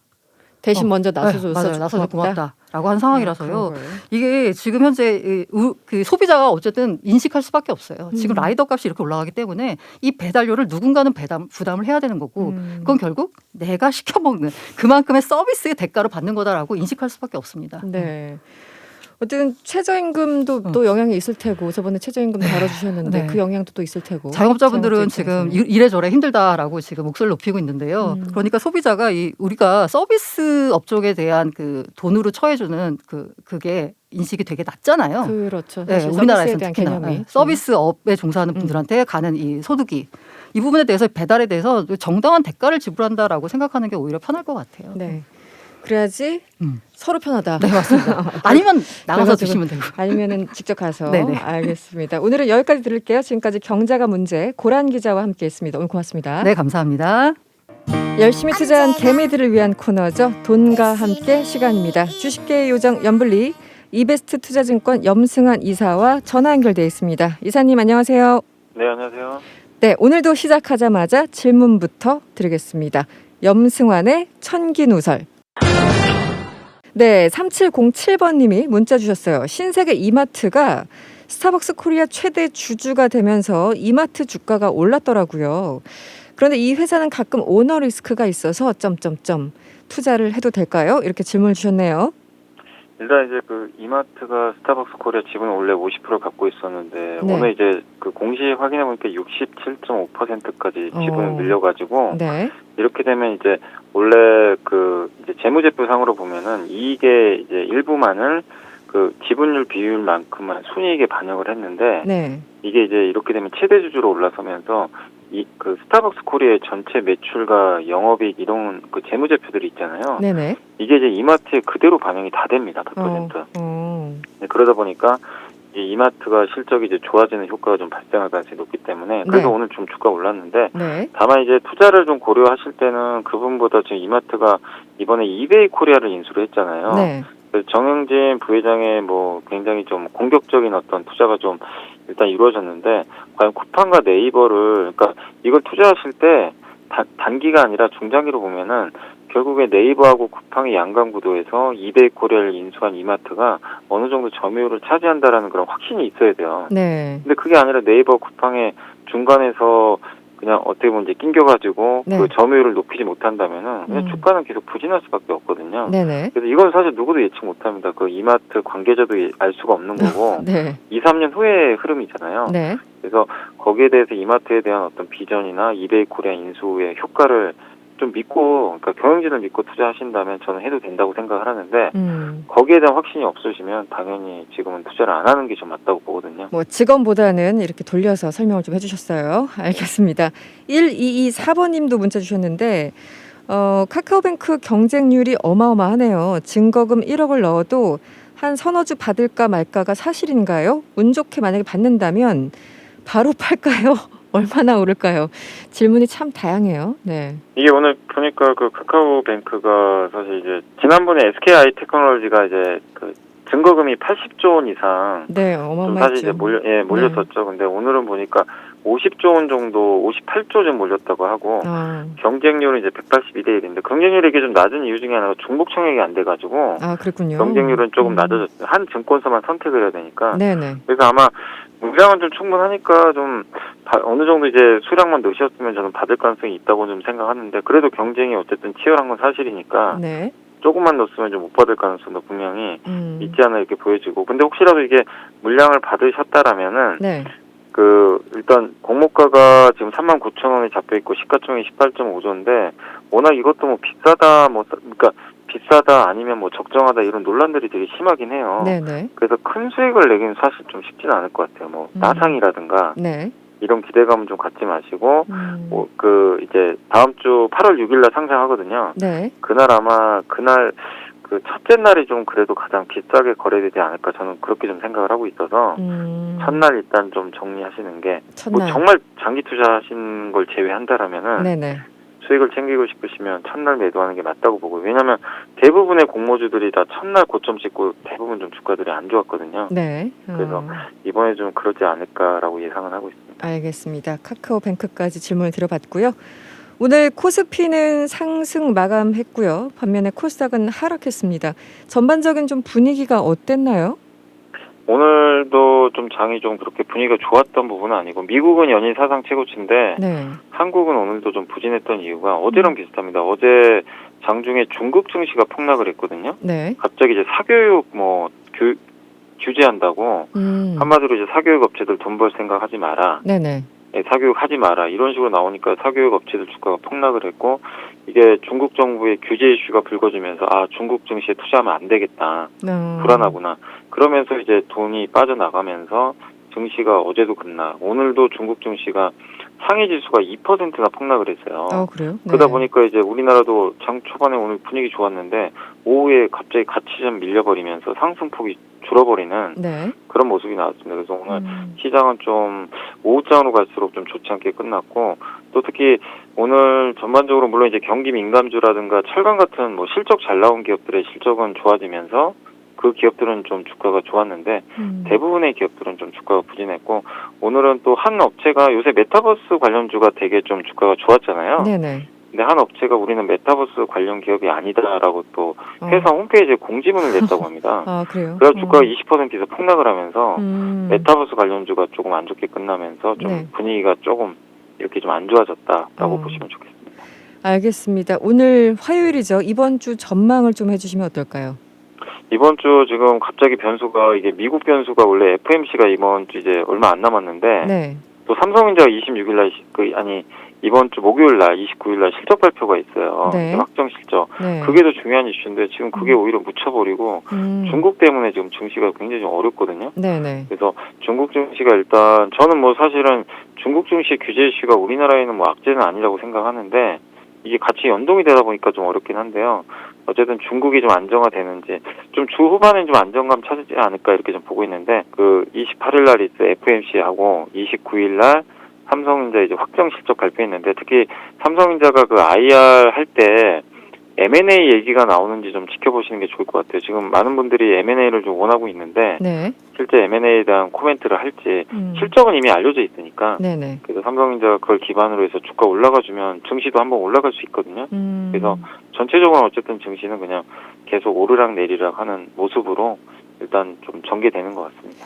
그런데 아까 미국은 계속 좋다고 하지 않으셨어요? 네네. 네, 미국은 다시 코로나가 다시 뭐 변이 때문에 확진자가 많이 나오고 그런데 왜 좋은 건가요? 미국은 사실 델타 변이 바이러스가 이렇게 확진자가 늘어나도 네. 옛날에 뭐 막 10만 명씩 넘었거든요. 확진자 수가. 그렇긴 하죠. 네. 근데 그 정도까지는 아니에요. 아니니까. 그 고점을 넘죠. 우리나라는 지금 한국은 막 계속 매일 경신을 해버렸잖아요. 네네. 그러니까 미국은 이렇게 충격이 예전보단 크지 않고 또 오히려 미국 증시가 좋은 이유는 미국의 그 대표적인 그 큰 회사들 시총이 큰 기업들이 오히려 코로나 수혜자가 좀 많아요. 네. IT 기업들이 많다 보니까. 네네. 그래서 미국 증시는 좀 다르게 지금 움직임이 나오고 있는 것 같습니다. 네. 알겠습니다. 돈과 함께 여기서 마무리를 하겠습니다. 지금까지 이베스트 투자증권 염승환 이사였습니다. 고맙습니다. 네, 감사합니다. 도쿄올림픽 조직위원회가 한국의 도움의 손길을 요청했습니다. 세계 최고 수준의 도핑 테스트 기술력을 보유한 한국 도핑 전문가들인데요. 일본 초청으로 현지 파견된 한국과학기술연구원 손정현 도핑 컨트롤 센터장과 도쿄 현지 전화 연결돼 있습니다. 센터장님 안녕하세요. 네, 안녕하세요. 네, 지금 일본에 도쿄에 계신 거죠? 네, 지금 도쿄에 저희 연구원하고 같이 와 있습니다. 네, 뭐 연구원 그럼 같이 몇 분 가셨습니까?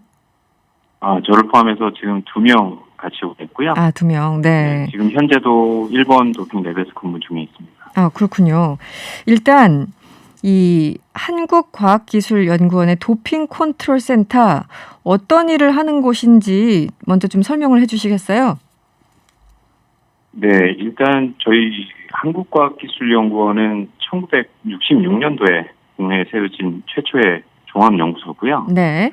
일단 종합연구소라고 하면은 일단 다양한 분야의 연구를 한 자리에서 하는 곳이라고 이해하시면 될 것 같고요. 네. 저희 도핑센터는 1984년 아시안게임, 86 아시안게임, 88 올림픽을 위해서 1984년도에 설립이 되었고요. 네. 그리고 그 이후에 이제 다양한 금지 약물에 대한 선수들의 생체 시료 분석, 그리고 뭐 최신 기술 개발 이런 연구 활동을 하고 있고 그동안 이제 한 40여 년 지금 가까운 시간 동안에 네. 국제대회 이제 도핑 분석을 지원을 하고 그리고 그것을 바탕으로 우리나라가 이제 스포츠 강국으로 자림하는데 중요한 역할을 했다고 생각을 하고 있습니다. 네, 84년 굉장히 오래됐군요. 네, 생각보다 네네. 굉장히 오래된. 알겠습니다. 일본에서 먼저 도움을 요청했다고 들었는데요. 어떻게 뭐 도쿄 올림픽 조직위원회가 연락이 온 겁니까? 언제 어떻게 연락이 왔나요? 일단은 제가 기억하기로는 2019년 정도의 연락을 저희가 받은 걸로 기억을 하고요. 네네. 기본적으로 이렇게 국제대회, 굉장히 규모가 큰 국제대회를 할 때는 저희가 이제 도핑 시료 분석을 할 때 이제 전 세계 도핑 분석 전문가들이 다 한 자리에 모이게 되고요. 네. 지금 일본에서도 저희를 포함해서 전 세계 모든 도핑 전문가들 다 초빙을 해서 함께 지금 시료 분석 업무를 하고 있고요. 이게 네네. 왜냐하면 이런 국제 대회를 할 때는 시료 결과를 굉장히 빠른 시간 내에 리포팅을 해야 되기 때문에 네네. 보통 도핑 센터가 대회 중에는 24시간 운영을 해야 됩니다. 그래서 네. 9시간 간격으로 보통 3개 팀을 이렇게 나눠서 운영을 하고 그러려면 이제 그 각각의 팀이 굉장히 독립적으로 운영이 될 수 있는 시스템이어야 돼서 네, 그래서 각국의 전문가들과 함께 일을 하고 있습니다. 그렇군요. 직접적인 일본에서 업무를 담당한 조금 더 구체적으로 말씀을 해주시면 어떨까요? 네, 일단 앞서 말씀드린 것처럼 여러 가지 팀이 있고 여러 가지 분석법들을 수행을 해야 되기 때문에 저희 네네. 연구원 같은 경우에는 이제 그 적혈구 생성 촉진 인자라는 게 있습니다. 그래서 이게 굉장히 지구력을 강화시키는 어떤 그런 약물인데 이런 거에 대한 실질적인 분석하고 데이터 판정 업무 네. 이런 것들을 담당을 하게 되고요. 저 같은 경우에는 이제 결과 관리 그리고 성적서 최종 검토 그리고 리포팅하는 과정 네. 또 때로는 이러한 어떤 분석이나 리포팅에 관한 보고서도 작성을 해야 될 때도 있고요. 네. 그래서 전체적인 업무 프로세스에 대한 어떤 점검 업무 이런 걸 담당하고 있습니다. 네. 도핑 시료 분석 여러 가지 노하우들을 지금 전수하고 계신 것 같은데 우리 도핑 분석이 워낙 이제 뛰어나니까 이 도쿄 올림픽 조직위원회가 네네. 도와달라 이렇게 요청을 했을 테고요. 어느 정도 수준인가요? 우리 도핑 분석 기술? 일단 전 세계에 지금 27개국의 도핑 센터가 존재를 하고요. 네. 사실은 그간에 어떤 도핑 랩이 전 세계에서 탑 클래스다 이런 어떤 순위를 매기는 작업은 하지는 않았는데 작년에 이제 그 세계 반도핑 기구에서 네. 특별한 어떤 그 기술들 이게 이제 고위험군 스포츠를 대상으로 하는 분석 기술들인데요. 그런 기술에 대해서 전 세계 각국의 27개국의 그 기술력들을 비교 검토한 자료가 발표가 됐고 거기에 네. 의하면 저희가 미국, 브라질과 함께 전 세계 탑 1, 그러니까 제일 기술력 수준이 높은 도핑 센터로 지금 발표가 됐습니다. 네. 탑. 이 한국, 뭐 미국, 브라질 정도 꼽히는데 어쨌든 한국이 탑이다 이렇게 보면 되겠군요. 네네. 네. 올림픽 도핑센터에서 이게 이제 굉장히 그 선수들은 많고 종목도 많고 그 하루에 몇 건 정도 분석하시는지도 궁금하고요. 참가한 모든 선수를 다 검사하는지도 궁금한데요. 전반적으로 좀 설명해 주시면 어떨까요? 네, 일반적으로 이제 도핑 검사라고 하면 뭐 어떻게 생각하면 모든 참가 선수를 다 하면 제일 공정하고 좋겠지만 네. 사실 현실적으로 모든 참가자들을 다 검출을 해볼 수는 없고요. 네. 그래서 보통은 이제 랜덤하게 이제 대상 선수들을 선정을 하고요. 네. 그리고 이번 일본 올림픽 같은 경우에는 전체 대회 기간 동안에 한 5,000에서 6,000개 정도의 시료 분석을 지금 예상을 하고 팀을 지금 운영 중에 있고 그것들이 이제 뭐 일별로 뭐 대회가 많은 날도 있고 좀 적은 날도 있기 때문에 네. 약간의 편차는 있는 걸로 알고 있습니다. 어제 같은 경우에는 뭐 한 250개 정도 시료를 저희가 하루 동안 처리를 한 것으로 알고 있습니다. 네. 수백 건으로. 그런데 이제 이 선수가 금지 약물을 복용했는지 여부를 아까 계속 거의 24시간 센터가 돌아간다고 말씀하셨잖아요. 계속 이제 봐야 되니까. 이 신속성도 굉장히 중요하고 또 더 중요한 건 또 정확성일 테고요. 오해를 또 사면 안 되니까. 이 검사 나오기까지 시간이 얼마나 걸리는지 정확도는 어느 수준인지도 궁금한데요. 네, 일단 도핑 검사 방법이라는 것이 상당히 많은 기술을 필요로 하기 때문에 네네. 그 중에서 이제 베이직 메뉴라고 해서 뭐 기본 검사 정도로 생각을 하시면 될 것 같은데요. 네. 이 경우에는 저희가 24시간 이내 결과 보고를 목표로 하고 있고, 그리고 검사 정확도는 저희가 늘 100%를 목표로 하고 있습니다. 그래서 이러한 여러 가지 시간과 정확도의 기준을 충족하기 위해서 국제 표준과 같은 시스템을 저희가 운영을 하고 있고, 그래야지만 뭐 24시간 내에 정확한 결과 보고를 할 수 있고, 그리고 네. 검사 방법에 따라서는 24시간 이렇게 팀을 운영을 하더라도 네. 2에서 3일 정도 소요되는 그런 검사도 있습니다. 아까 그 말씀하신 이제 모든 선수들 다 검사하면 공정하겠지만 현실적으로 불가능하다 그래서 랜덤하게 한다고 말씀해 주셨잖아요. 네네. 갑자기 궁금한 게 이 종목도 굉장히 많잖아요. 종목이 굉장히 많은데 그 종목별로 랜덤하게 몇몇 선수들 이렇게 되는 건가요? 아니면 어떻게 랜덤하게인가요? 일반적으로는 그러니까 만약에 오늘 어떤 무슨 16강전 예선전이 있으면 거기 참가한 선수들을 대상으로 해서 특정 퍼센티지를 랜덤하게 초이스한다고 보시면 될 것 같습니다. 각국별로요? 네네. 네. 그렇죠. 각국별로. 아니 각국별? 그건 아니고 아니요. 참여하는 그 예선전. 국본들은 전혀 참여자들 전체를 대상으로 해서 랜덤으로. 그렇군요. 과거에 뭐 통계적으로 그런 게 있습니까? 뭐 특정 종목이 특히 뭐 많이 금지 약물이 많이 발견됐다던가 이런 게 있을까요? 혹시? 네. 뭐 아무래도 이게 이제 금지 약물이라는 게 뭐 과거에서부터 계속 개발이 됐지만 대부분은 이제 아나볼릭 스테로이드라고 그래서 그러니까 남성 호르몬제를 유사하게 만들어낸 제품들이 가장 많이 쓰이는데 이게 이제 근육 강화제라고 보시면 되고요. 네. 아무래도 이제 스포츠 선수다 보니까 근육 강화하는 쪽에 필요로 하는 종목들이 많이 있고 그래서 이 약물들이 이제 많이 쓰이고요. 그리고 이 약물들을 특히 더 조금 필요로 하는 어떤 그런 종목들이 사실은 조금 많이 노출되는 경향성은 있고요. 그건 여전히 유지가 되고 있고요. 근데 최근에는 또 그런 약물에서 약간 이제 적혈구 생성 촉진인자나 아니면 성장 호르몬 같은 그런 매크로모레큘 단위의 약물들 쪽으로 트렌드가 약간씩 변하고 있는 그런 추세라고 보시면 될 것 같습니다. 네. 이 도핑 방법도 어쨌든 도핑 테스트는 계속하고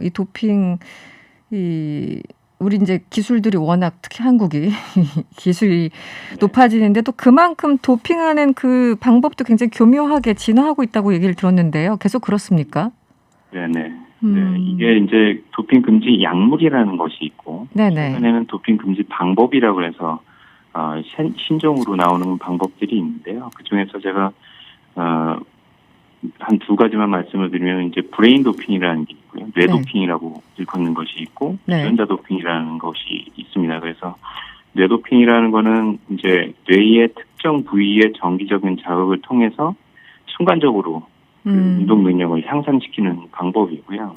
유전자 도핑은 어떤 스포츠 퍼포먼스와 관련된 유전자를 외부에서 이제 주입을 해서 네. 뭐 근육을 강화한다든지 아니면 적혈구 생성을 촉진한다든지 이런 방법들이 최근에 개발이 돼서 네. 이런 거에 대한 금지 방법, 검출 방법들을 저희가 연구를 하고 있습니다. 아, 뇌를 활용하는 방법도 있었군요. 네.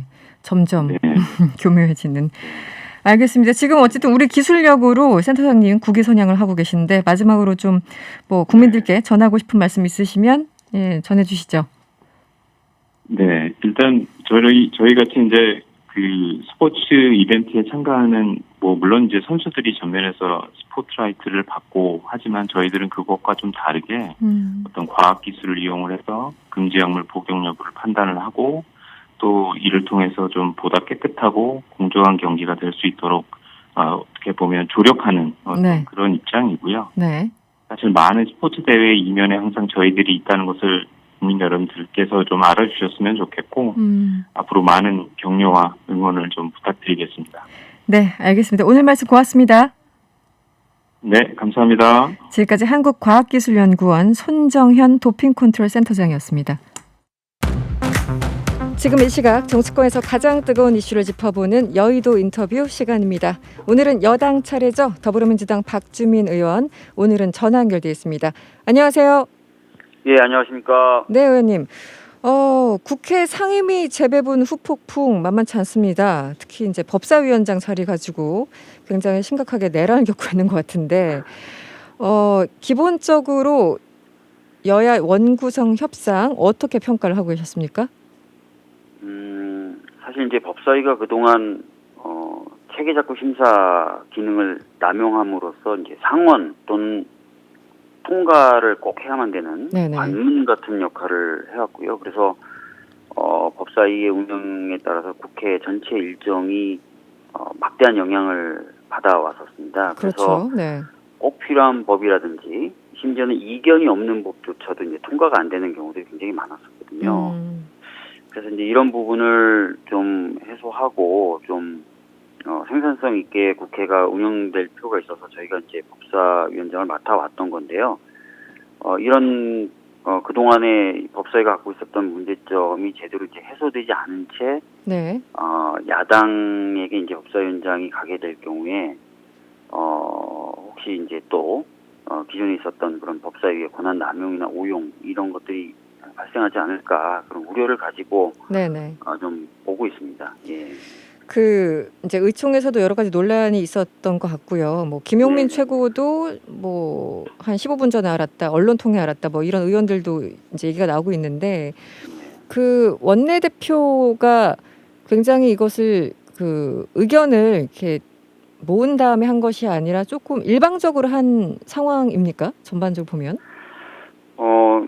상임위를 이제 재배분하는 것 관련돼서 의장 주재로 협상을 하고 있다 정도는 이제 다들 알고 있었던 것 같고요. 네네. 그 과정에서 이제 법사위의 어떤 조정 네. 이런 것들을 통한 재배분도 포함될 수는 있다 정도까지는 많은 의원들이 알고 있었을 겁니다. 근데 네네. 최종적으로 이제 합의된 안 그 내용이라든지 이런 것들에 대해서는 몰랐던 게 맞죠. 예. 그래서 지금 토론이 당시 이제 진행이 됐었는데요. 의원님도 맞습니다. 대표적으로 반대하셨고, 네. 근데 표결 결과 찬반이 그러니까 찬성 쪽으로 훨씬 더 많이 나온 건 사실이죠. 네. 그때 토론 자체는 이제 4명이 했는데요. 네네. 4명 중에 이제 3명은 반대하는 토론을 했고 찬성 토론은 1명이었는데 네. 표결 결과는 네. 좀 찬성하시는 분들이 많았습니다. 많았어요. 몇 % 정도 됐었죠 그때? 글쎄요, 제가 뭐 계산 안 해봐서 수치를. 모르겠는데 네. 꽤 많았죠. 예. 그러면 그때 반대 토론한 분 3분 계셨다고 하셨는데 이제 네. 의원님도 하신 거죠? 네. 네네. 저도 했습니다. 예. 그 반대한 이유는 어떤 게 있었을까요? 당시에? 제가 이제 반대 토론했던 핵심 이유는 아까 말씀드렸던 것처럼 법사위가 지금까지 체계작구 심사 기능을 오용 또는 남용을 해서 네네. 국회 전체적인 의사 일정에 발목을 잡는 경우가 많았다. 그래서 그런 것들이 좀 개선되는 전제로 법사위원장 의 재분배 이런 것들이 논의돼야 되는데 이번에 합의된 그런 내용 정도로는 법사위의 그런 어떻게 보면 나쁜 모습들을 네네. 제어하는데 부족하다. 네네. 라는 취지로 저는 반대 토론을 했습니다. 네. 다른 의원님도 비슷한 반대 토론 내용이었나요? 뭐 절차를 문제 삼는 분도 계셨고요. 합의 절차를 절차. 문제 네네. 아까 말씀하셨던 것처럼 이제 협상의 구체적인 내용이 제대로 좀 안 알려졌다라든지 뭐 그런 절차상의 문제를 제기하시는 분도 계셨고 상반기 원내대표가 어떻게 하반기 국회의 원구성에 대해서까지 합의를 하느냐 이것은 월권이다라고 그 해서 지적도 있죠. 원내대표의 그 권한 부분에 대해서 문제제기하시는 분도 계셨습니다. 네.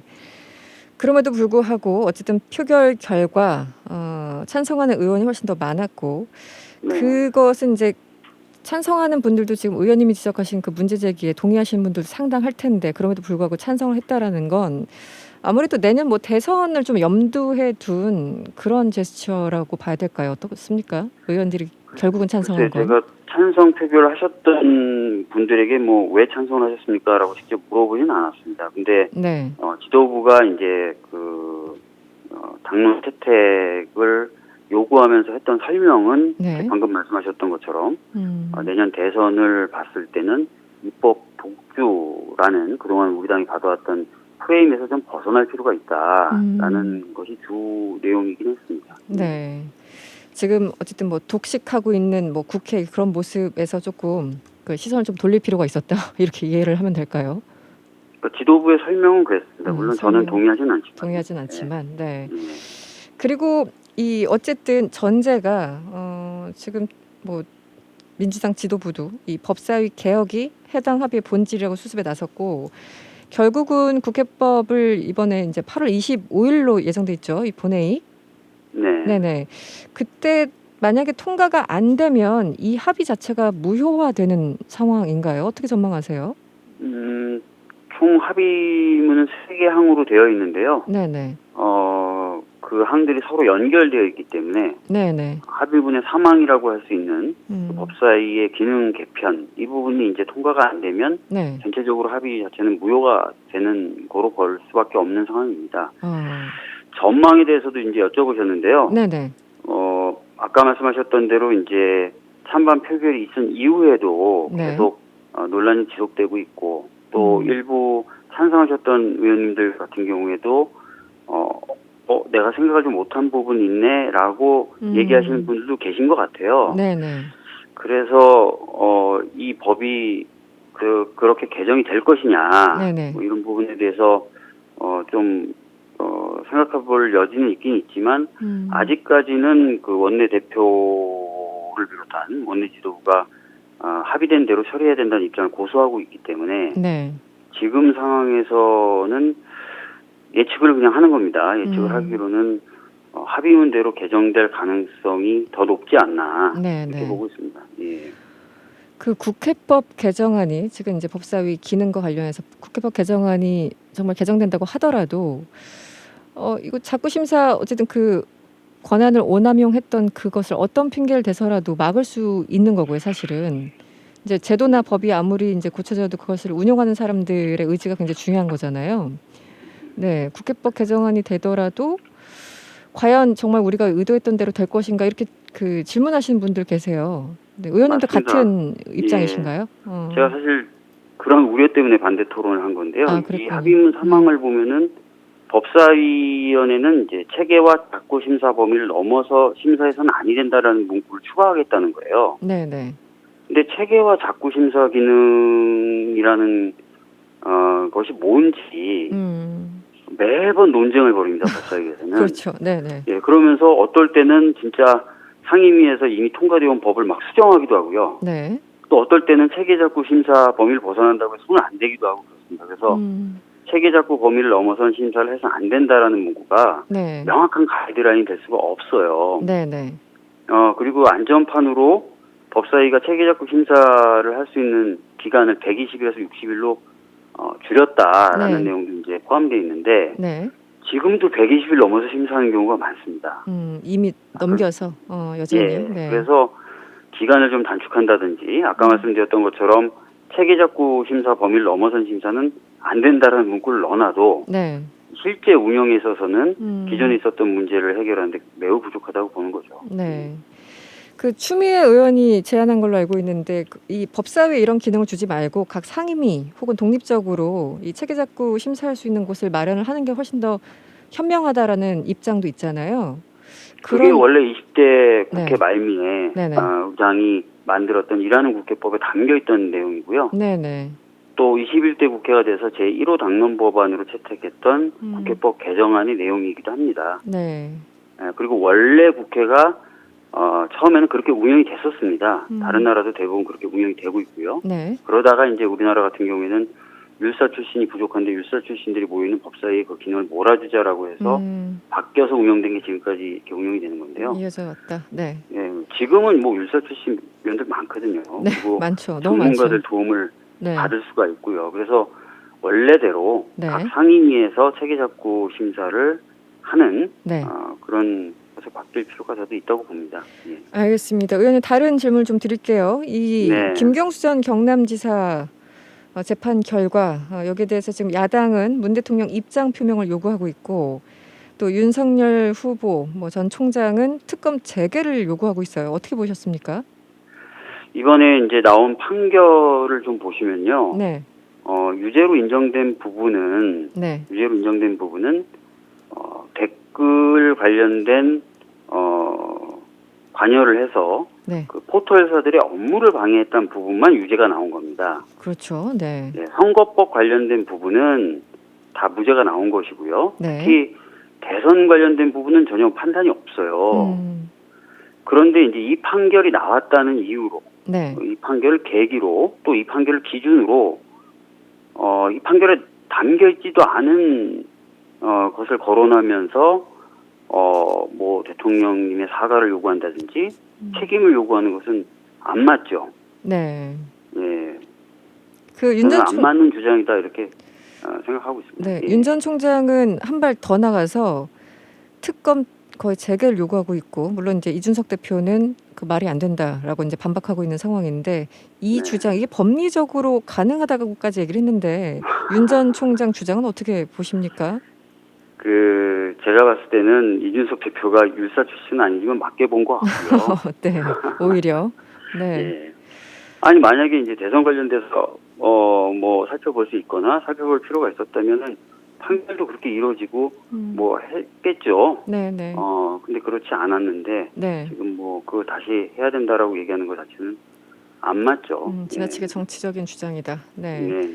알겠습니다. 그리고 지금 당내 상황을 보면 네. 이게 이제 국민들의 관심, 주목도가 높아서 좋긴 좋은데 이재명 후보 그리고 이낙연 후보 간의 어떤 신경전이 조금 너무 지나치게 과열된다라는 지적이 있습니다. 우려하는 수준까지 갔는데 네.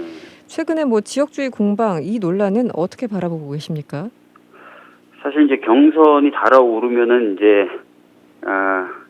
여러 가지 이제 모습들이 연출되는데 이게 너무 심해지면은 이제 국민분들로부터 공감을 얻어내지 못하는 어려운 점이 생길 수 있고 또 당원들도 자칫하면 좀 갈라지면서 네. 경선 후에 원팀이 안 될 수 있는 부분이 있지 않습니까? 그래서 정책 경쟁 위주로 좀 갔으면 좋겠다는 바람이 있고요. 이미 당 차원에서도 그렇게 좀 얘기를 하고 있는 것으로 알고 있습니다. 예.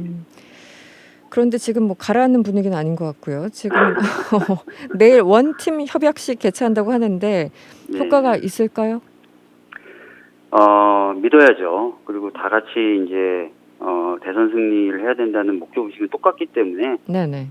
될 거라고 봅니다. 예. 네. 마지막으로 의원님, 이 세월호 변호사로 이제 많은 분들에게 알려졌었고 네. 지금까지 많은 시간이 또 흘렀었는데 세월호 기억 공간이 서울시 의회 건물 안으로 임시 이전됐습니다. 이 광화문 광장 공사 완료 시점까지 한시적 대안인데 어떻게 보고 계십니까?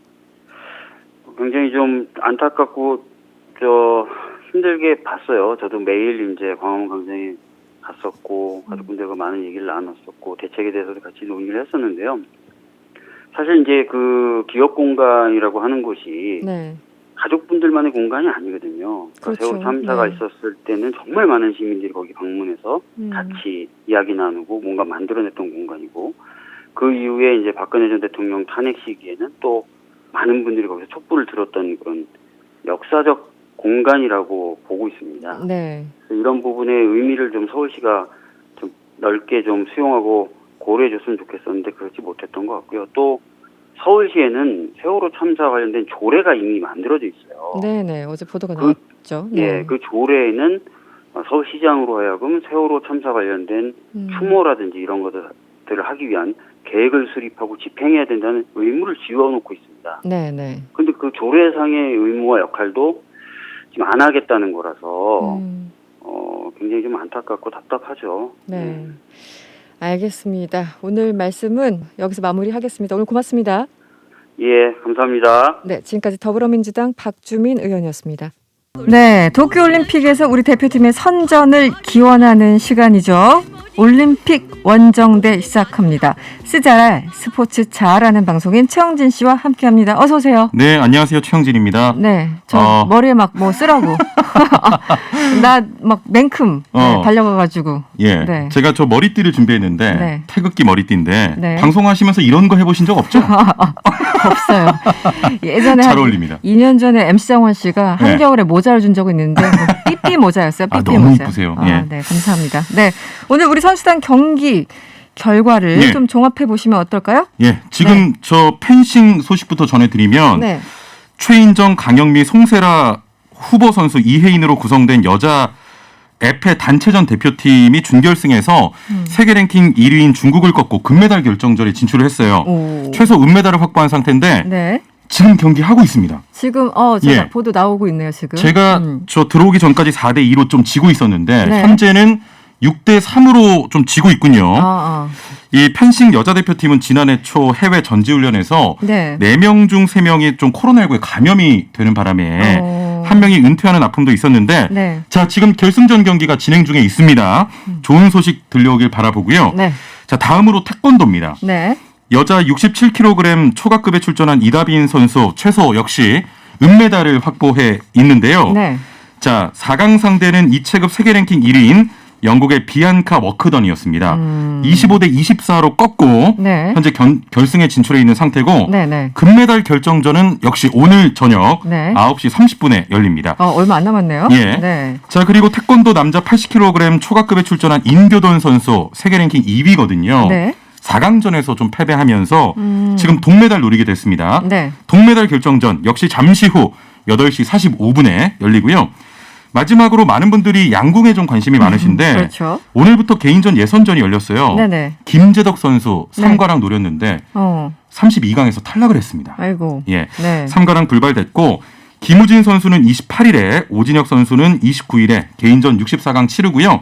이후 결승전은 여자부가 30일, 남자부는 31일에 각각 열릴 예정입니다. 네. 그래도 뭐 김재덕 선수 지금까지 너무 잘 싸워왔으니까. 그럼요. 네. 실망 안 했으면 좋겠고요. 예. 오늘 메달을 기대했던 경기 이 오전 중이었던 걸로 기억하는데 예. 수영 종목이었잖아요.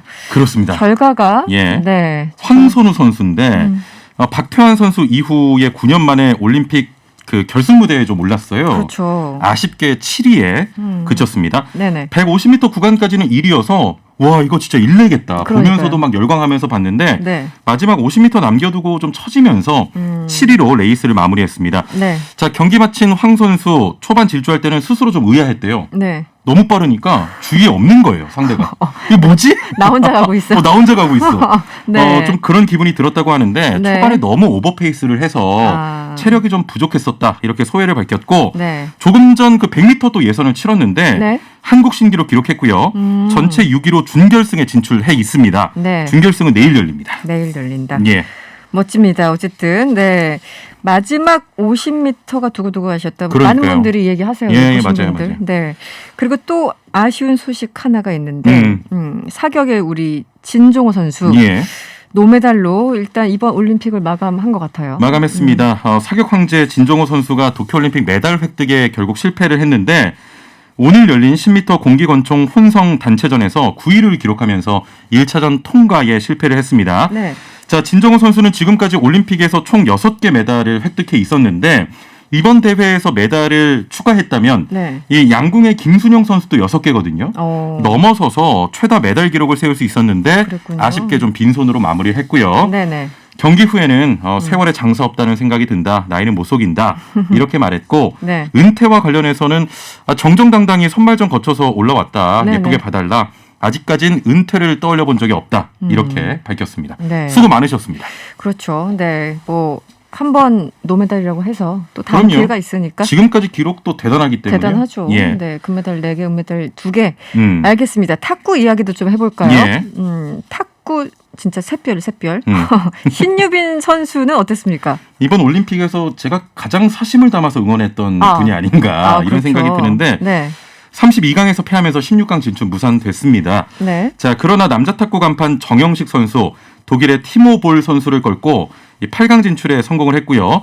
여자 단식 16강에 진출한 전지희 선수가 있는데 네. 이 선수에 대해서 이목이 굉장히 집중되고 있어요. 중국에서 기여한 선수입니다.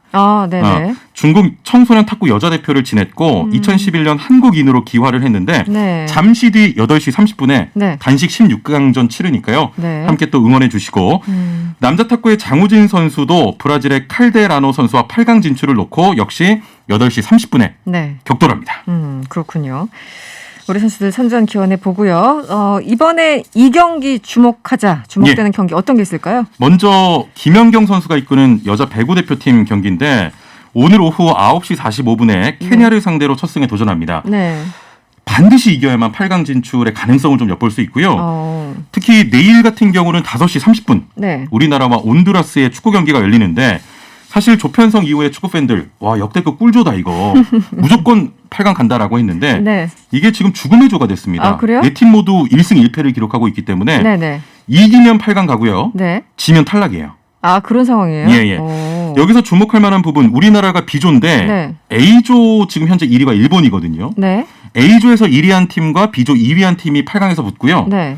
A조 2위한 팀과 B조 1위한 팀이 붙어요. 크로스로 이렇게 붙는데 일본이 지금 1위가 유력합니다. 그래요. 8강전에서 한일전이 성사될 가능성도 있습니다. 이번에 한일전 뭐 늘 뜨겁지만 거의 왠지 더 뜨거울 거. 죽음의 한일전이 될 것 같은데요. 온 국민이 다 이것만 보고 있을 그렇습니다. 것 같은데. 느낌적 느낌. 예. 네, 이어서 도쿄올림픽에서 화제가 된 다양한 이야기를 살펴보죠. 첫 번째는 13살 맞아요? 13살이에요. 나 숫자 지금 잘못된 13살 소녀가 금메달 땄어요? 금메달 땄습니다. 어떤 그 거예요? 13살에 뭐 했는지 기억도 안 납니다. 저 우유에 네스킥 타 먹고 막 이랬었던 것 같은데. 우리 과자 먹고 있었죠. 예. 네. 13세 소녀가 역대 첫 여자 스케이트보드 금메달을 좀 거머쥐었는데 일본의 니시아 선수고요. 네. 은메달은 브라질의 레알 하이사, 네. 동메달은 일본의 나가야마 후나 선수가 차지했습니다. 자, 그런데 모두 저 10대예요.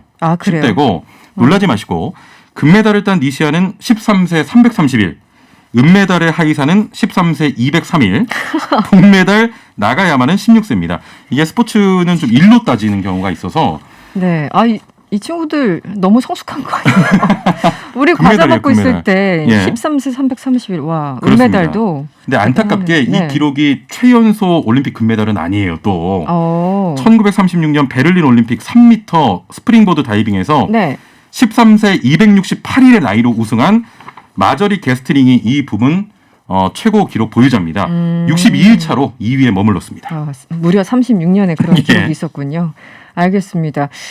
그리고 이게 재밌는데 메달 따면 시상식 때 30초간 마스크 벗을 수 있게 됐습니까? 네. 자, 한마디로 영광의 순간 사진 찍으세요인데 그동안 코로나19 때문에 마스크 쓰고 시상식에 참여했었거든요. 이제 30초 정도는 마스크 벗을 수 있는 그런 자유가 허락이 된 겁니다. 네.